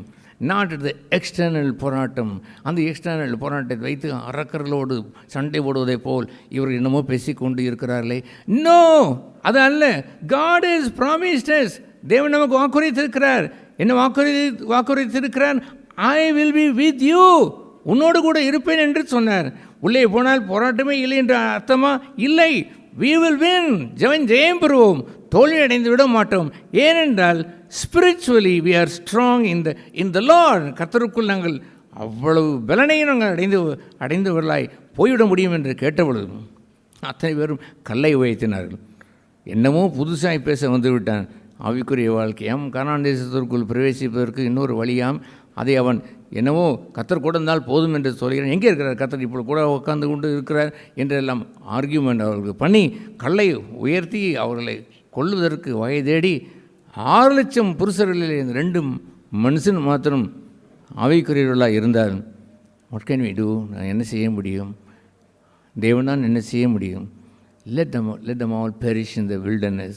அவர் மண்ணுக்காக வாழ்கிறவர்கள். அவர்கள் வனாந்திர வாழ்க்கையிலேயே வாழ்ந்து அவர்கள் அந்த ரொட்டியையும் நான் தருகின்ற மன்னாவையும் அந்த காடையும் புசித்து மண்ணோடு மண்ணாய் சாக கடவர்கள் என்று அவர்களை விட்டுவிட்டு அழைத்து வந்த நிமித்தம் அவர்கள் வனாந்திர வாழ்க்கையிலே இருக்கட்டும் என்று வைத்து விட்டுவிட்டு இந்த 2 பேரைத்தானே இந்த கானான் தேசத்திற்குள் கொண்டு வந்தார். ஸ்பிரிச்சுவல் லைஃப், ஆவிக்குரிய ஜீவியம் என்று சொல்வது. paying attention to the spirit. உங்களுடைய ஆவிலேயே நீங்கள் கவனித்து வாழ்கின்ற வாழ்க்கை ஐயா. நீங்கள் ஆண்டவரிடத்தில் நீங்கள் சென்று, ஆண்டவரே ஐ ஆம் நாட் குட், நான் நல்லவன் இல்லை, நான் நன்மை செய்ய விரும்பினேன், அதெல்லாம் இப்பொழுது விட்டுவிட்டேன், ப்ளீஸ் ஹெல்ப் மீ, எனக்கு உதவி செய்யுங்கள் என்று நீங்கள் கேட்டால் ஏற்ற சமயத்திலே சகாயம் செய்யும் அந்த கிருபை அந்த நேரத்தில் கேட்டிருக்க வேண்டும். சும்மா ஒரு உபதேசத்தை பேசி வைத்துவிட்டு நாங்கள் கிருபைக்கு கீழ்ப்பட்டிருந்தால் பாவத்தை நாம் மேற்கொள்ள மாட்டாது என்று சொல்லிக்கொண்டே திரிவதான் நாங்கள் பட்ட பெரிய வெளிச்சம் என்று அதை பேசிக்கொள்வார்கள். அதையெல்லாம் அவர் சொல்லுவார். பரமானந்தம் ஐயர் அந்த நாட்களிலே ஒரு 100 ஆண்டுகளுக்கு முன்பே அவர் சொல்லி வைத்தார். இதில் ABCD of the gospel, ABCD ஒரு சுவிசேஷத்தை கூட நீங்கள் சிலர் அறியாமல் இருக்கிறார் என்று அதை சொல்லுவார். இவர்கள் அதை ஏதோ பிஹெச்டி பாடத்தை போல் அதை சொல்லிக்கொண்டு வருகிறார்களே, அந்த உபதேசம் உங்களை பாதுகாத்து விட முடியுமா? ஆண்டவர் என்ன என்று சொன்னால் தெரியுமா? அந்த மலை பிரசங்கத்தை அவர் முடிக்கின்ற நேரத்தில் அந்த மத்தேயு 5 அந்த ஆரம்பித்த மலை பிரசங்கத்தை முடிக்கும் பொழுது அவர் கண்மலையின் மேல் கட்டின வீடு என்று ஒன்றை சொல்வார். கண்மலை என்று சொல்வது த ராக் ஆஃப் கிரைஸ்ட், கிறிஸ்துவாகிய கண்மலை என்று தான் அர்த்தம். அவர்களே கட்டப்பட்ட வீடு. ஆனால் அங்கே லூக்காவிலே கொஞ்சம் அதை பகிரங்கமாய் அதே போட்டு இருக்கும். எங்கே வாசிக்கிறோம்? லூக்காவின் சுவிசேஷம் 6ஆம் அதிகாரத்திலே இதே மலை பிரசங்கத்தை தான் அவர் அங்கே அவர்களுக்கு அதை அவர் சொல்ல ஆரம்பிக்கிறார். அப்படி அவர் சொல்லி வந்த அந்த பகுதியிலே கடைசி அதை முடிக்க வரும்பொழுது எப்படி அவர் சொன்னார்? முதலாவது தரித்திரராகி அந்த 20ஆம் வசனத்திலே அவர் எல்லோரையும் பார்த்து, அவர் சீசலை பார்த்து, தரித்திரராகி நீங்கள் பாக்கியவான்கள், தேவனுடைய ராஜ்யம் உங்களுடையதென்று தொடங்கி கடைசியாக முடிக்கும் பொழுது மத்தேயு போல் அங்கே முடிப்பதை விட கொஞ்சம் தெளிவாய் இன்னும் கொஞ்சம் அற்புதமாய் அதை சொல்லுவார். வெறும் ஆண்டவரே ஆண்டவரே என்று நீங்கள் சொல்லிவிட்டால் நீங்கள் செய்ய முடியாது. நீங்கள் நான் சொல்லுகிறபடியே உங்களால் செய்ய இயலாது. என்று அந்த 46ஆம் வசனத்திலே சொல்லுவார். வெறும் ஆண்டவரே ஆண்டவரே ஆண்டவரே என்று நீங்கள் பரவசமடைந்து கூத்தாடினாலும் பாடல்களை பாடிக்கொண்டாலும் அப்படி அந்நிய வாசலை போது பேசிக்கொண்டு இருந்தாலும் முழுசும் பெற்றுவிட்டோம் என்று எண்ணி விடாதீர்கள். அதற்கு பதிலாய் 47ஆம் வசனத்திலே என்னிடத்தில் வந்து என் வார்த்தைகளை கேட்டு அவைகளின்படி செய்கிறவன் யாருக்கு ஒப்பாக இருக்கிறான் என்று தெரியுமா? ஆழமாய் தோண்டுகிறான். That is going deep in the spirit. மேலோட்டமாய் அல்ல, யுத்தத்தையோ மேலோட்டமாய் உள்ள தன்னுடைய உணர்ச்சிகளையே வைத்து அதை இந்த சோலிஸ் என்று சொல்கிறார்கள், இந்த மனுஷியமான காரியங்களை வைத்து மேலேயே பார்த்து கொண்டு அதை சாட்டிஸ்ஃபை ஆகிற வாழ்க்கையை அவர் சொல்லவில்லை. அதிலே ஒருவன் இருக்கிறான், அவன் மணலிலே சாட்டிஸ்ஃபை ஆகி அதிலே வீட்டை கட்டலாம் என்று யோசித்து கொண்டு இருக்கிறான். நீங்களோ go deep into the spirit. ஆவிக்குள் போங்கள். dig deep, ஆழமாய் தோண்டுங்கள். the spirit is inside. உள்ளே இருக்கக்கூடிய அந்த ஆவிக்குள்ளாக போய் விசாரிங்கள். அதை நீங்கள் ஆழமாய் தோண்டி கற்பாறையின் மேல் அங்கே அஸ்திவாரம் போடுவதற்குரிய இடமே அதுதான். அங்கேதான் அவர் தன்னுடைய மாளிகையை வீட்டை கட்டுகிறார். அங்கே அஸ்திவாரம் போட்டு வீடு கட்டுகிற மனுஷனுக்கு ஒப்பாக இருக்கிறான். அங்கே அவன் மாளிகை கட்டப்பட்டு வருகிறது. அங்கே அருமையான சகோதர சகோதரிகளே, காலமெல்லாம் வெறும் பிளான்ட்டாகவே வைத்து கொண்டு நம் கிறிஸ்தவ வாழ்க்கையை ஓடி முடித்து விடலாமா? அப்படி ஒரு பிளான்ட்டாய் ஒரு நிலத்தை வைத்து கொண்டே வாழ்வதா நம்முடைய அழைப்பு? நம்முடைய அழைப்பு என்னவென்று சொன்னால், த ராக் ஆஃப் கிரைஸ்ட், கிறிஸ்துவுடைய கண்மலையின் மேல் ஆழமாய் தோண்டி அவரை போலவே ஆவியிலே வளர்ந்து ஓங்கி வளர்ந்து அந்த வீடு கட்டப்பட வேண்டும். அப்படி அவர் வீடு கட்டுகிற அந்த மனுஷனாய் அவன் இருக்கும் பொழுது இந்த உலகத்தில் என்ன எவ்வளோ பெரிய நீரோட்டம் வந்து அதன் மேல் மோதினாலும் அது கீழே விழுவதில்லை. ஏனென்றால் அந்த கண்மலையின் மேல் அஸ்திவாரம் போடப்பட்டு கட்டப்பட்ட வீடு. அடுத்த நிலையாக தெரியுமா? 49ஆம் வசனத்தில் என் வசனங்களை கேட்டும் அவைகளின்படி செய்யாதவனோ அஸ்திவாரம் இல்லாமல் மணலின் மேல் வீடு கட்டினவனுக்கு ஒப்பாக இருக்கிறான். இதில் உள்ள வித்தியாசம் என்னவென்று நீங்கள் காண்கிறீர்கள்? ஒரே ஒரு வித்தியாசம்தான். 47ஆம் வசனத்தில் சொன்ன வித்தியாசம் என்ன வசனம்? என்னிடத்தில் வந்து என் வார்த்தைகளை கேட்டு. இவர்களோ வார்த்தைகளை கேட்டார்களா? ஏஸ். 43ஆம் வசனத்தில் உள்ளவர்கள் என் வார்த்தைகளை கேட்டார்கள், ஆனால் நான் சொன்னபடி செய்யவில்லை. எதை அவர்கள் செய்யவில்லை? என்னிடத்திலே வந்து கம் டு மீ, என்னிடத்தில் வாருங்கள். they did not go to God. தேவனிடத்தில் போகவில்லை. இவர் எல்லாம் வசனங்கள் எல்லாம் படித்து அந்த மலை பிரசங்கையெல்லாம் கரைத்து குடித்து they miss God there. அங்கே தேவனை விட்டு விட்டார்கள். they don't go to God. தேவனிடத்தில் போகவில்லை. நீங்கள் வாசித்த அந்த எபிரேயர் 16ஆம் அதிகாரத்தில் வாசித்தீர்களே, அவர் தேவன் உண்டு என்று அந்த விசுவாசம் என்பது என்னவென்றால் ஆரம்பமே ஐ ஹவ் காட், தேவன் உண்டு, நான் அவரிடத்தில் போனால் எனக்கு பலன் அளிப்பார் என்று அவன் உண்டு என்று அறிந்து அவரை தன் வாழ்க்கையிலே உண்டாய் வைத்திருந்து அவரிடத்திலே போய் கிட்டி சேர்ந்து பலனை அவன் பெற்றுக்கொண்டு வருவான். ஐயாஸ்க்கு நான் கேட்கிறேன், விசுவாசத்தினுடைய இல்லாமல் தேவனை பிரியப்படுத்த இல்லை. Do you have God? தேவன் உண்டு என்று உங்களுக்கு என்று ஊர்ஜிதமாய் சொல்ல முடியுமா? ஐ ஹேவ் காட் என்று நெஞ்சத்தில் வைத்து இங்கே சொல்ல முடியாவிட்டாலும் வீட்டினால் போய் சொல்லி பாருங்கள். முடிகிறதா என்று பாருங்கள். இல்லை என்றால் தேடுங்கள். என்னை தேடுகிறவன் கண்டடைவான் என்று சொல்லவில்லையோ? கோ டு காட், அவரிடத்தில் Pongal. You don't have God, தேவன் இல்லாதபடினால வெளியே ஒரு நிலத்தை வாங்கி வைத்து கொண்டு கிறிஸ்தவ நிலம் என்று பெயரை வைத்து கொண்டு சும்மா வெளியே போராடி கொண்டு அதை அட்ஜஸ்ட் பண்ணி சரி செய்து கொண்டு நீங்கள் இருக்கிறீர்களே. நன்மை செய்கிற விருப்பத்தை இருக்கிறது என்று சொன்னால் போதுமா? ஒன்றும் முடியவில்லை. எனக்கு ஒரு நன்மையும் வாசமாய் இல்லை. நானே நிர்பந்தமான மனுஷன். ரட்சிக்கப்பட்டவன் தானே, ஏன் அப்படி அவன் சொன்னான்? ஐ குட் நாட் சக்சீட், என்னால் ஜெயித்து வாழ முடியவில்லை. நானே சரி செய்தேன், நானே நன்மை செய்து முயற்சித்தேன், நானே போராடி கொண்டிருந்தேன் என்றெல்லாம் இல்லை. சகோதர சகோதரிகளே, you must pay attention to your spirit.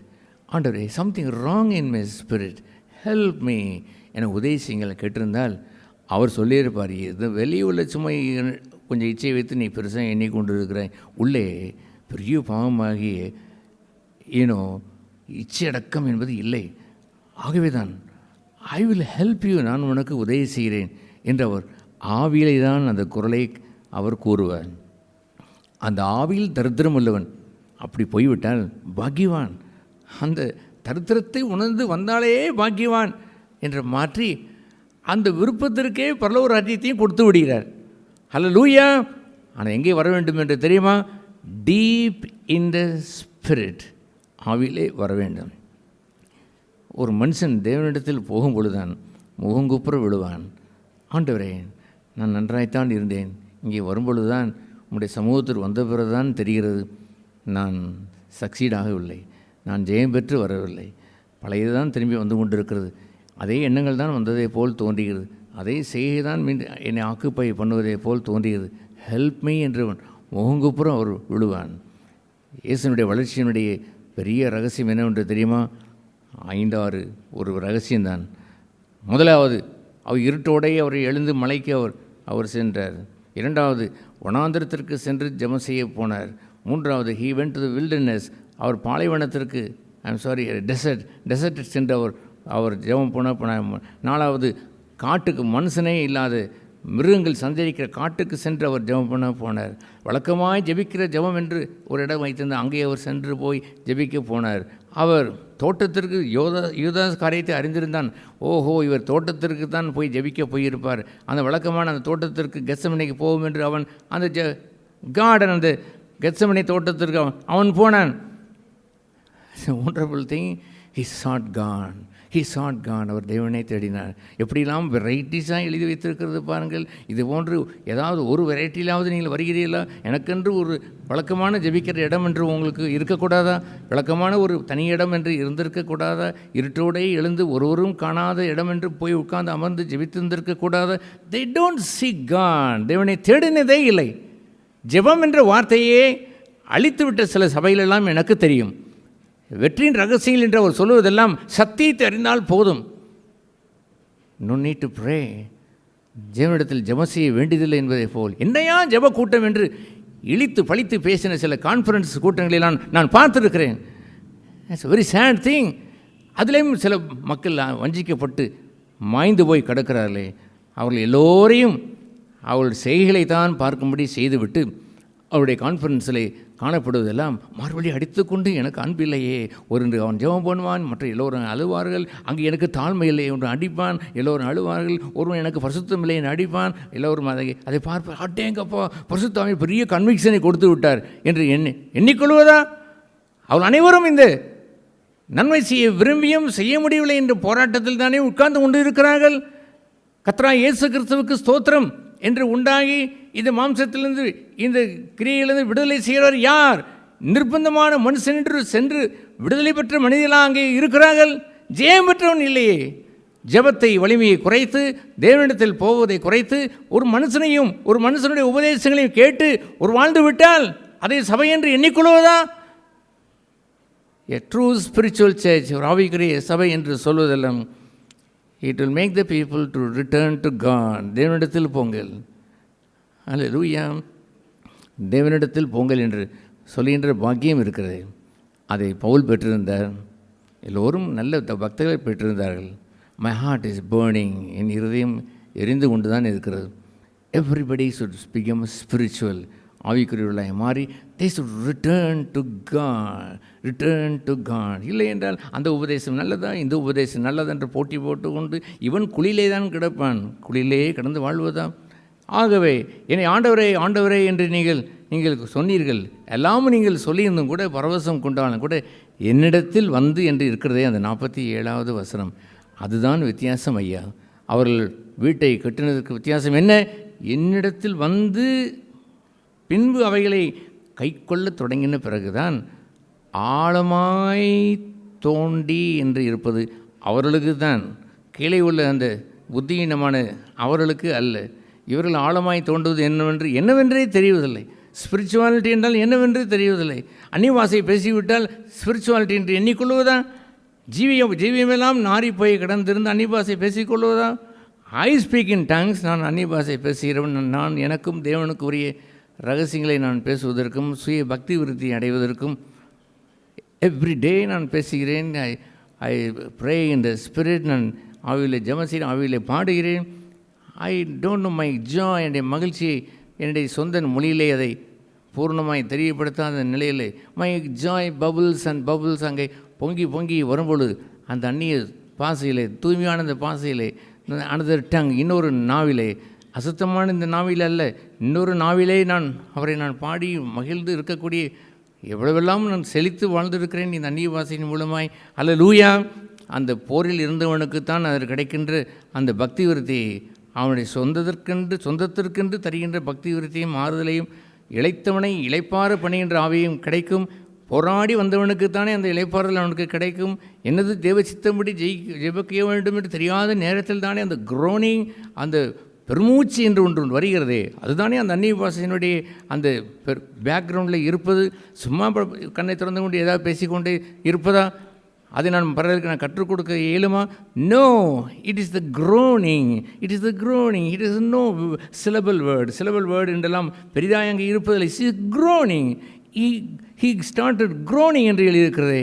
இயேசு கிறிஸ்து ஜெபம் செய்ய போன பொழுது அவரும் அங்கே அந்நிய பாஷை பேசினார். எப்படி பேசினார்? He grown. ஆவிலே அவர் குமுறி போய், ஆவிலே அவர் அந்த மனம் கொதித்து, அந்த என்ன தமிழ் வாசிக்கிறோம் க்ரோனிங் என்று சொல்வது என்ன ஆவியிலே பெருமூச்சு விட்டு என்ன செய்தார்? பெருமூச்சு விட்டு the groaning, that's a groaning there. Yes, that groaning sometimes comes in the syllable-ஆய் வரக்கூடும், or the empty groaning. ஆவியிலே அந்த துக்கம் ஒன்று இருக்கிறதே, நீதி நிமித்தம் பசிதாகவும் கொண்டவன் என்று இருக்கிறதே. அல்லது இந்த ரோமர் 8ஆம் அதிகாரத்திலே அவர் சொல்லுவார், என்னவென்று சொல்லுவார்? இந்த சிருஷ்டிப்பு எல்லாம் தவித்து கொண்டிருக்கின்றன, அவையும் நமக்காக தவிக்கிறது என்று ஒரு தவிப்பு இருக்கிறதே. அதுதானே அந்த அபிஷேகத்தினுடைய அந்த அந்நிய பாஷை. அந்த அந்நிய பாஷை அவன் ஒரு வேளை அந்த குரோனிங்களை அவன் நாவு பிறண்டு அவன் என்னென்னமோ அவன் பேசுகிறான், அவனை அறியாமல் அந்த பாஷை அவன் உள்ளே இருந்து புறப்பட்டு வருவதை அவன் பார்த்திருப்பான். எப்படி இருந்தாலும் it is the basic of the groaning. The பெருமூச்சு ஒன்று இருக்கிறது. டு யூ ஹேவ் தட் பெருமூச்சு பிஃபோர் காட்? தேவனுக்கு முன்பாக பெருமூச்சு விட்டது உண்டா? ஒரு மனுஷன் அவன் ஊமையும் செவிடனுமாய் இருந்த அந்த மனிதனை பார்த்து இயேசு பெருமூச்சு விட்டு எப்பத்தா என்று அவர் சொன்னார். அதே ஒரு அந்நிய பாஷையை நீங்கள் கவனித்தீர்களா? அல்லது இயேசுதான் ஏழி ஏழி லாமா சமக்தானி என்று அவர் சொல்லும் பொழுது gives a groaning there, something, ஒரு groaning, ஒரு பெருமூச்சு விட்டவராய் ஒரு சொன்னாரே. ஹல்லேலூயா. அது போன்ற பெருமூச்சை தேவனிடத்தில் விட்டு பழக்கம் உண்டோ? சில சமயங்களில் நான் பார்த்துருக்கிறேன். there are a lot of things in my prayer. ஜெபத்தில் அதிகம் உண்டு. ஆனால் அதை உட்கார்ந்து இந்த ஜெபம் வரிசையாக வருவதே இல்லை. பதிலாக groaned in my spirit. என் ஆவிலே பெருமூச்சு விட்டு 1 மணி நேரம் கடந்திருக்கிறது, 1.5 மணி நேரம் கடந்து. ஆண்டவரே, என்ன இது ஜெபமே நான் பண்ணவில்லை, உம்மிடத்தில் ஐ ஆம் ப்ரெசண்ட் தான், உண்மைதான் ஆஜராக இருக்கிறேன், அவ்வளோதான்.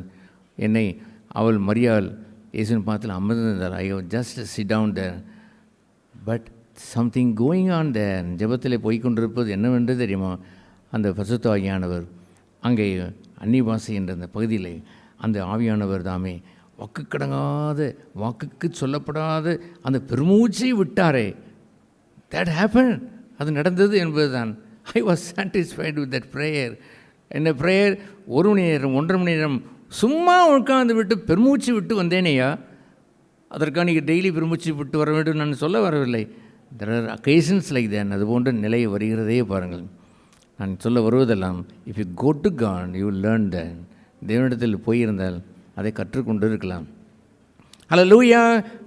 தாகத்தை தீர்க்கிறவர் அவர்தான். அவர் கொடுப்பதும் நீங்கள் வாங்கிக் கொள்வதும் பெர்சனல், தனிப்பட்ட விதத்திலே உள்ள ஒரு அனுபவம். ஐயா, going to God is such a pleasant thing. அற்புதமான ஒரு காரியம். அதை இழந்து விட்டு ஒரு கிறிஸ்தவமா கொதித்து போய் எழுதுவார் பரமானந்தம் ஐயர். கிறிஸ்து அற்ற கிறிஸ்தவமா என்று புத்தகத்தை எழுதி வைத்திருக்கிறான். மாதிரி எல்லாவற்றையும் நம்ம டிரான்ஸ்லேட் இல்லை, தமிழில் உள்ளது தான். அந்த தமிழில் உள்ளதையே அந்த நாளில் உள்ள தமிழ் போல் இல்லாமல் இப்பொழுது உள்ள தமிழிலே அழகாய் எல்லோருக்கும் விளங்கும் வண்ணமாய் அதை அபிஷேகத்தோடும் நல்ல ஆர்வத்தோடும் அதை வடித்து நம்முடைய பிரலோக பொக்கிஷங்களை நாம் போட்டு வைத்திருக்கிறோம். அவருடைய ஆதங்கம் என்ன தெரியுமா? They are Christians but they don't have Christ. கிறிஸ்து இல்லை, கிறிஸ்து அற்ற ஒரு கிறிஸ்தவன், கிறிஸ்து அற்ற ஒரு கிறிஸ்தவன், கிறிஸ்து அற்ற ஒரு ஊழியம், இதெல்லாம் தேவைதானா என்றவர் அப்படி குமுறி போய் பேசுவார். தி டோன்ட் நோ காட், தேவனை அறியவில்லை, தேவனிடத்தில் செல்லவில்லை. வெற்றி வாழ்க்கை என்று சொல்லுவதெல்லாம் என்னமோ உபதேசத்தை படித்தால் போதும், மலை பிரசங்கத்தையே நன்றாய் விளங்கி கொண்டால் போதும் என்று இருப்பதா? நீங்கள் ஆண்டவரே ஆண்டவரே என்று நீங்கள் சொன்னது சரியாக இருக்கிறதை போல் நினைத்து கொண்டீர்கள். பரவசம் இருக்கிறது, பாட்டு இருக்கிறது, நமக்கு ஆடல் பாடல் இருக்கிறது, அன்னிவாசை இருக்கிறது என்று போய்விட்டீர்களே. நீங்களோ என்னிடத்தில் வரவில்லை. என்னிடத்தில் வந்து என் வார்த்தைகளை கேட்டு ஆழமாய் தோண்டி தன் ஆவிலே போய் டங்குன்ற ஆவிலே போய் கண்மலையாக கிறிஸ்துவை தொட்டு அவரிடத்திலே வளருகிறதான் நிலைத்து நிற்கும் ஐயா. அதுதான் வீடு கட்டப்படுகிறது. உங்கள் வீடு கட்டப்பட்டிருக்கிறதா? வெறும் பிளாட்டு தான் வாங்கி கொண்டு கிறிஸ்துவ பிளாட்டை வைத்துக்கொண்டு கொண்டாடுகிறீர்களா? உங்களைப் போல் கோடி கோடி மக்கள் கொண்டாடி கொண்டு இருக்கிறார்கள் இந்த எம்டி பிளாட்டில். அந்த எம்டி பிளாட்டில் வீடு கட்டப்படாமல் இருக்கிறபடினாலே காஞ்சொறி மூடி போய் கிடக்கிறது. தோல்வி தான் அங்கே கிடக்கிறது. காலமெல்லாம் போராடுவார்களாம். வெளியே இருந்து போராடி தங்களை நல்லவனாய் மாற்றிக்கொள்வதற்கு முயற்சிப்பார்களாம். வேகமாக இந்த 7வது அதிகாரத்தோடு நிறுத்தியிருக்க வேண்டாமா? நிர்பந்தமான மனுஷன் நான், நன்மை செய்ய விரும்பினேன், என்னால் முடியவில்லை என்றவர் போய் அவரிடத்திலே போய் கர்த்தராகிய இயேசு கிறிஸ்துவே ஸ்தோத்திரம் என்று வந்து ஆவியின் பிரமாணத்திற்கு உட்பட்டு ஆவியின் சிந்தைதான் ஜீவன், ஆவியின்படி நடக்க வேண்டும் என்ற இடத்திற்கு வந்து ஆவியில் வளர வேண்டாமா? ஆவிக்குரிய வளர்ச்சி என்று சொல்வது நான் வாசித்ததை போல் லூக்கா 2ஆம் அதிகாரத்தில் கூறப்பட்டதை போல் அந்த 40ஆம் வசனத்திலே அந்த பிள்ளை பிறந்த அந்த பிள்ளை ஆவியிலே வளர்ந்தது, ஞானத்தில் வளர்ந்தது, கிருபையில் வளர்ந்தது, எதையாயிலும் பால் கொடுத்து வளர்ந்தது என்று எழுதியிருக்கிறத ஐயா. அங்கேயா அப்படியே நீங்கள் பார்க்கிறீர்கள். ஸ்பிரிச்சுவல் அந்த வளர்ச்சி என்பது நல்ல தாய் தந்தை. அவள் கிருபை, ஆவியிலே கிருபை பெற்ற பெண்மணி. அவன் நீதிபரன், அந்த யோசேப்பு நீதிபரன் நல்ல பிள்ளை, ஒரு பிள்ளையை பெற்று அந்த நல்ல தகப்பனை பின்பற்றுகின்ற பிள்ளையை போல் அந்த பிள்ளை ஆவியை பருகி கொண்டதை, தன் பெற்றோரிடத்திலிருந்து பருகி கொண்டதையா. ஏன் அவர்களை அந்த ஏழை, அந்த கார்பெண்டரை அவர் தெரிந்து கொண்டார்? அந்த ஏழை பெண்மணி சிறுமைப்பட்ட பெண்மணி என்று அவர் தன்னை அவள் சொல்லுவார். பலி செலுத்துவதற்கென்று ஒரு காளை இல்லை, ஒரு ஆட்டுக்கடாய் இல்லை, வெறும் ஒரு சின்ன ஒரு புறாவை கொண்டு வந்து தான் பலி செலுத்தக்கூடிய ஒரு ஏழை பெண்மணி. ஆனால் தேவர் ரிச் இன் காட், தேவனிடத்தில் ஐஸ்வர்யம் பெற்ற ஒரு தாய், ஒரு தந்தை, நீதிபரன், கிருபை பெற்றவள், வாழ்க என்று பரலோகமே வாழ்த்தி தெய்வம் கண்டுபிடித்தவர்களை பாருங்கள். இந்த இரட்சக பெருமான் பெறக்கூடிய அந்த மகனுக்கு தாய் தந்தையை வந்தவர்களை பார்த்தீர்களா? அவரிடத்து புறப்பட்டு வந்த அந்த ஆவி இவர் இந்த பாலகனை வளர செய்து விட்டது. அல்லேலூயா. நன்றாய் வளர்ந்த பிறகு பவுல் இன்னொரு இடத்திலே தன்னுடைய தீமோத்தேயுக்கு அவர் சொல்லுவார், மகனே, என் பிரியமுள்ள மகனே என்று தான் அந்த 2 தீமோத்தேயு 1ஆம் அதிகாரத்திலே அவர் கூறுவார். மை டியர் சன், என்னுடைய பிரியமான மகனே, நல்ல போர் செய்வனாய் நீ தீங்கு அனுபவித்து போராடு.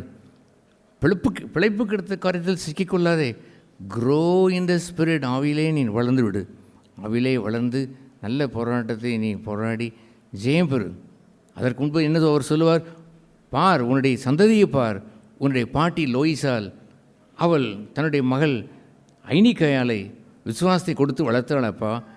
அந்த ஐனிக்கையால் மகனாயே உன்னையும் தீமோத்தேயுவே அந்த விசுவாசம் உனக்கு வரும்படி அதில் செய்தாலே அந்த பாணியிலே நீ போக வேண்டும் என்றால் யூ ஹேவ் டு சஃபர், இந்த பூமியிலே பாடுபட வேண்டும்.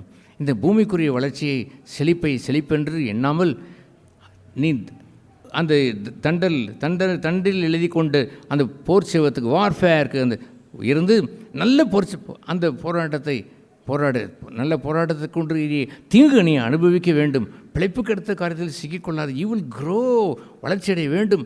தீங்கிலேயும் அந்த பாடுகளிலேயும் ஒரு வளர்ச்சி என்று ஒன்று இருக்கிறதே பாருங்கள். அது தயார் செய்து வைத்து தீமோத்தேயுவை பார்த்து க்ரோ நவ், வளர்ச்சி என்று சொன்னதை போல் மரியாளும் அந்த யோசேப்பும் என்னவென்று இயேசுக்கு சொன்னாலும் தெரியுமா? வறண்ட நிலத்திலே வேர் விட்டு துளித்து இனி நீ வளருவாயாக என்று அவரை அனுமதித்து விட்டார்கள். அந்த மரியாளிடத்தில் ஒரு பட்டயம் ஊடுருவி சென்றாலும் அவள் அறிந்தாள், this is suffering of God, தேவன் அனுப்புகின்ற பாடுகள், இதிலிருந்து தான் என் மகன் வளர வேண்டும் என்பது இயேசுவுக்கு, மரியாளுக்கு தெரியும். வேண்டுமானால் அந்த அந்த இயேசு கிறிஸ்துவனுடைய சினிமா படத்தை பேஷன் ஆஃப் கிரைஸ்டை பார்த்துவிட்டு அவள் ஐயோ அழுகிறதை பார்த்துருந்திருக்கலாம். ஆனால் அவள் கம்பீரித்திருப்பாள், என் மகன் வெற்றி பெறுவான், கனி கொடுத்து வாழ்வான், ஓங்கி நின்று தேவனுடைய மரமாய் ஈசாயின் அடிமரத்திலே விளைத்த வரமல்லவோ அது வளர்ந்து கனி கொடுக்கும் என்று துயரத்தின் மத்தியிலேயும் ஆர்வத்தோடு எதிர்பார்த்து காத்து கொண்டிருந்த வீர பெண்மணி தான் அந்த மரியாதை. அல்லாமல் பேஷன் ஆஃப் கிரைஸ்டில் நீங்கள் பார்த்த மார்பிளை அடித்து கொண்டு ஒரு பெண்மணி அல்ல, ஒரு தாய் அல்ல ஐயா. உருவாக்கி வைத்து பாடல் வழியாய் சென்று சிலுவையின் வழியாய் சென்று ஜெயித்து வாழு என்று அந்த செய்தியை விளங்கி கொண்ட பெண்மணி. ஹல்லேலூயா! வளர்ந்திருக்க வேண்டும். பின்பு இயேசு காட்டினதை போல் எப்படி அதை சொல்லுமா? இந்த ஏசாயா 53ஆம் அதிகாரம், எங்கள் மூலமாய் கேள்விப்பட்ட இந்த சுவிசேஷத்தை எவன் விசுவாசிப்பான்? இந்த உலகத்திலே செழித்திருக்கலாம், இந்த உலகத்திலே வறட்சியெல்லாம் இல்லை, இந்த உலகத்திலே அப்படியே ஒரு பேரானந்தம், இந்த உலகத்தில் எதை வேண்டுமானாலும் விரும்பலாம், இந்த உலகத்தானை போலவே நீங்களும் நல்ல நல்ல ட்ரெஸ்ஸுகளை மாறி மாறி போட்டுக்கொள்ளலாம், பெரிய பெரிய அந்த கார்களை வாங்கி கொள்ளலாம், அதை வாங்கலாம், இதை வாங்கலாம். காலமெல்லாம் கொஞ்சம் வருஷத்தில் வாழ்கின்ற ஒரு 80 வருஷம் வாழ்கின்ற வாழ்க்கையிலே காலமெல்லாம் இதிலேயே வாழப்பா என்று சொல்லுகின்றதா சுவிசேஷம்? அதைத்தான் அவர் கேட்டார். எங்கள் மூலம் கேள்விப்பட்ட இந்த ஆவிக்குரிய சுவிசேஷத்தை விசுவாசிப்பவன் யார்? அவரோ வறண்ட நிலத்திலே வேர் விட்டு துளித்தார், தேவனுக்கு முன்பாக துளிர் விட்டார். கீழே உள்ளது வறட்சி, மேலே உள்ளது செழிப்பு. எதை ஒரு செழிப்பு என்று சொன்னார் பார்த்தீங்களா? அந்த ஆவிக்குரிய செழிப்பே எல்லாம் அந்த நல்ல போராட்டத்திலே வாழ்ந்த அவருடைய வாழ்க்கையை வைத்து நாம் கண்டுகொண்டோமே. இது அற்புதமான ஒரு வாழ்க்கை தான் ஆவிக்குரிய வாழ்க்கை. நம்ம எல்லோரும் யார் இருந்திருக்க வேண்டும்? வளர்ச்சி அடைந்திருந்தால் நீங்கள் ஏற்கனவே அந்த ஆவியிலே வளர்ந்தவர்களாய் வந்திருந்திருப்பீர் என்று சொன்னால் இப்படி எங்கே நின்றிருந்திருக்க வேண்டும்? நாங்களோ ஈசாயின் அடிமரத்தை பின்பற்றுகிறவர்கள், வறண்ட நிலத்திலே வேர்விட்டு தேவனுக்கு முன்பாக துளிர்விட்டு வாழ்கின்ற ஜனங்கள். We are all growing in the spirit. அவிலே வளருகிறவர்கள் என்று சொல்கிற அந்த வளருகின்ற அவைக்குரிய வளர்ச்சி கொண்ட ஒரு சபையாய் இங்கே ஒவ்வொரு சகோதரியும் அப்படி இருந்து விட்டால், ஒவ்வொரு சகோதரனும் அப்படி இருந்து விட்டால், சபையில் இருக்கக்கூடிய பொக்கிஷம் என்று சொல்வது பொக்கிஷ சாலை நிரம்பி வழிந்து விடும். வெற்று மனிதர்களாக இருந்து விடாமல் இப்படி ஆவிக்குரிய வளர்ச்சியை கொண்டு வருவது தானே சபை பாடுபடுகிறது. வேறு எதற்காக சபை பாடுபடுகிறது என்று நீங்கள் எண்ணுகிறீர்கள்? எதையாவது சொல்லி வைத்து மனதிலே சொல்லி பாருங்களேன். நோ, எதற்கும் அல்ல. You must grow in the spirit. வளர வேண்டும் ஐயா. இந்த ஆவிக்குரிய வளர்ச்சி இல்லாமல் சும்மா வந்துவிட்டு போய் அட்டெண்டன்ஸை நாம் எதிர்பார்த்து கொண்டு இருக்கிறோம் என்று எண்ணிறீங்களா? நோ, ஒரு நாளும் இல்லை.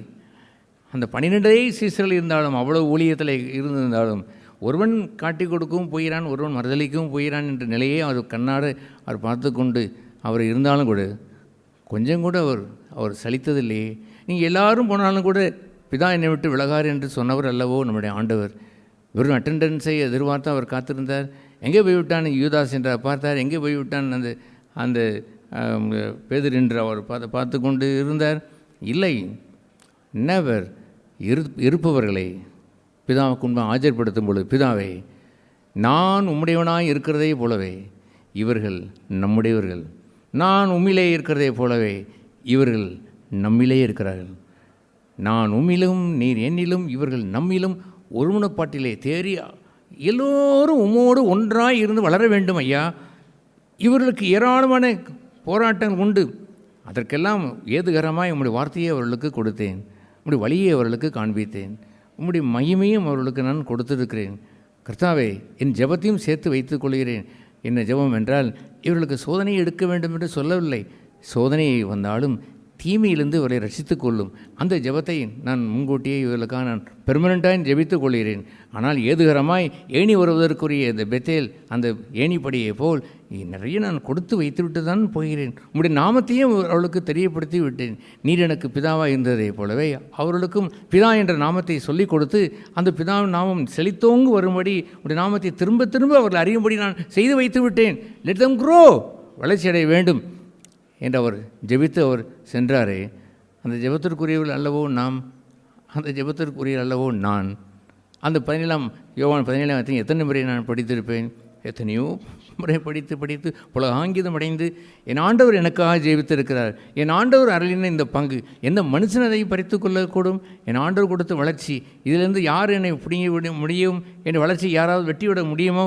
இல்லை, எல்லாம் எனக்காக ஜெபித்து வைத்த இந்த ஜெபம் எனக்குரியது அல்லவோ, எனக்குரியது அல்லவோ என்று மனதார அதை வைத்து மேன்மை பாராட்டுவதற்குரிய அந்த பங்கை நான் கொண்டு எவ்வளவு பேரானந்தத்தையும் பேரான அந்த ஆறுதலையும் பெற்றிருக்கிறேன்.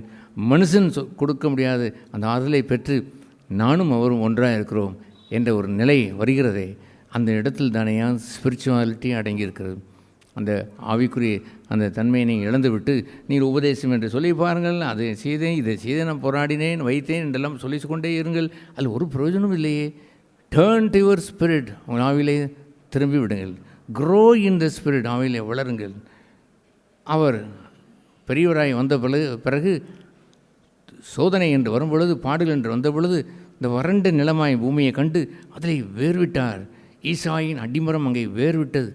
வறண்ட நிலத்திலே வேர்விட்டு, இந்த வறட்சியான பலன் தர முடியாத இந்த நிலத்திலே வேர்விட்டு செழித்தவராய் பிதாவுக்குன்மாய் துளைத்து வாழ்ந்தவராய் வளர்ந்து வந்தாரே. அந்த ஓங்கிய வளர்ச்சியை வாழ்வதற்குத்தான் கர்த்தர் நம்மை அழைத்திருக்கிறார். அந்த ஆசீர்வாதம் நம்ம எல்லோருக்கும் உண்டாயிருக்க வேண்டும், நம்முடைய சந்ததிக்கு உண்டாயிருக்க வேண்டும், பிள்ளைகளுக்கு உண்டாயிருக்க வேண்டும், பேர பிள்ளைகளுக்கு உண்டாயிருக்க வேண்டும், உங்களை சந்திக்கிற சபை மக்களுக்கு உண்டாயிருக்க வேண்டும். போகுமிடம் வருமிடமெல்லாம் நன்மை செய்கிறவர்களாகவே நீங்கள் சுற்றி திறந்து இந்த ஆவிக்குரிய நன்மை திரட்சியை நீங்களும் வாழ்ந்து உங்கள் வீட்டாரை வாழ வைத்து சுற்றியுள்ளவரை வாழ வைத்து அப்படி ஒரு சீரும் சிறப்புமான ஆவிக்குரிய வாழ்க்கையை கனி கொடுத்து வாழ நம்மை அழைத்திருக்கிறார். இந்த மேலான அழைப்பை வைத்து சோர்ந்து போகவும் கூடாது. எங்கள் மூலமாய் கேள்விப்பட்டது எவன் விசுவாசிக்கிறான், ஒரு விசாரிக்கவில்லை என்று அவர் சொல்லி வைத்து விட்டு கீழே விழுந்து விட்டார். இல்லை, விசுவாசிக்கிறான் விசுவாசிக்கவில்லை என்றால் இரண்டாவது பங்காக இருக்கட்டும். நான் அவனுக்கு என்னுடைய வாழ்க்கையை காட்டியிருக்கிறேன். நான் பேசினதெல்லாம் ஜீவ வார்த்தைகள், வெறும் வார்த்தை கொள்ளும், ஆனால் என்னுடைய ஆவியோ என்னுடைய வார்த்தையோ ஆவியும் ஜீவனமாக இருக்கிறது என்று நான் சொல்லி வைத்து விட்டு வருகிறேனே. அன்று ஒரு வெளிச்சத்தை காண்பித்து விட்டு போனால் சரிதானே. என்றைக்காவது ஒரு நாள் இருளிலே இருக்கக்கூடிய அந்த மனுஷனுக்கு அடடே ஒரு வெளிச்சத்தை ஒரு மனுஷன் ஒரு மனுஷி அன்று சொன்னாலே அவள் சொன்னது எவ்வளவு சரியாக இருக்கிறது என்று புரிந்து கொள்ளக்கூடுமே. என்றோ போட்ட விதைக்கு என்றோ ஒரு நாள் பலன் தர முடியும் என்று ஆண்டவர் சொல்லவில்லையா? நீங்கள் தண்ணீரிலே அங்கே அந்த அந்த அப்பத்தை போடுவதைப் போல் போடுங்கள், அநேக நாட்களுக்கு பிறகு பலன் தரும் என்று அவர் சொல்லவில்லையா? என்னுடைய வார்த்தை வெறுமையை திரும்பி வருவதில்லை என்று அவர் கூறவில்லையா? It will bring forth fruit, கண்டிப்பாக பலன் தரும். எப்பொழுது என்றால் இஃப் யூ ஆர் ஸ்பிரிச்சுவல், நீங்கள் ஆவிக்குரியவர்களாக இருந்தால் ஆல் த டைம்ஸ் ஒருவன் என்னிடத்திலே வந்து அஸ்திவாரம் போட்டதிலே வீடு கட்டி கட்டப்பட்டு வாழ்ந்தான் என்றால் அநேகரை அவன் சேர்த்து கொள்வான். ஒரு பறவை ஒரு வீடு கட்டி ஒரு சாதாரண ஒரு கடுகு விதை பெரும் மரமாய் மாறியது என்று இருக்கிறது. கடுகு விதை என்று மரமாய் மாறியது. ஆனால் அநேகம் குடும்பங்கள் பறவையாகிய குடும்பங்கள் அங்கே வந்து தங்கின என்று எழுதியிருக்கிறது. அநேகருக்கு ஆசீர்வாதமாய் அந்த அநேக குடும்பங்களை அழைத்து தன் மீது ஏற்றுக்கொண்டு அவளை ஆசீர்வதித்தது. ஐயா, அப்படி ஆசீர்வதிக்கக்கூடிய ஆவிக்குரிய மனுஷனாய் வாழ்வதுதானே நம்முடைய அழைப்பு. அதை கவனித்து மிகவும் கவனமாய் கவனித்து தேவனுக்கும் சபைக்கும் மகிழ்ச்சியை கொடுக்கிற குடும்பங்களாய் மனுஷனாய் தேவன் வாழ கிருபை செய்வாராகும். இந்த இளைய சந்ததிகளுக்கும் அது விளங்கி நிற்க வேண்டும். இப்படியெல்லாம் இருந்த சபை என்பதை இன்று கொஞ்சம் விளங்கியிருக்கிறார்களோ இல்லையோ, ஒரு நாளிலே அவர்களுக்கு நிச்சயமாய் பூர்ணமாய் விளங்கும். அப்பொழுது அவர்கள் பேரானந்தம் கொண்டு கர்த்தர் நம்மை நல்ல இடத்திலே வைத்து நம்மை பயிரிட்டு நம்மை பாதுகாத்தார். பிதாவின் தோட்டத்திலே வைத்து பாதுகாக்கப்பட்டோம் என்பதும் இந்த சந்ததியாருக்கு தெரிய வேண்டும். நம்ம யாரும் தலைவணங்கி ஜெபம் செய்ய கடவும். பிதாவே, இந்த மதிய வேலைக்காக நன்றி. இந்த வேளையிலும் எல்லோரையும் ஆசீர்வதித்தீர் என்று விசுவாசித்திருக்கிறோம். சிறு பிள்ளைகள் முதற்கொண்டு பெரியவர் வரைக்கும் ஆசீர்வதிக்கப்பட்டவர்களாய் எல்லோரும் பிதாவின் தோட்டத்திலே நாட்டப்பட்ட ஆவிக்குரிய பலன் தரும் மக்களாய் எல்லோரையும் குடும்பத்தாரை எல்லோரையும் மாற்ற ஒப்பு கொடுக்கிறோம். இல்லை ஒவ்வொரு வாலிபரும் அவ்விதமாய் மாற கிருபை தாரும் வழி நடத்தும். இயேசு நாமத்தில் ஜெபிக்கிறோம் பரலோக பிதாவே, ஆமென்.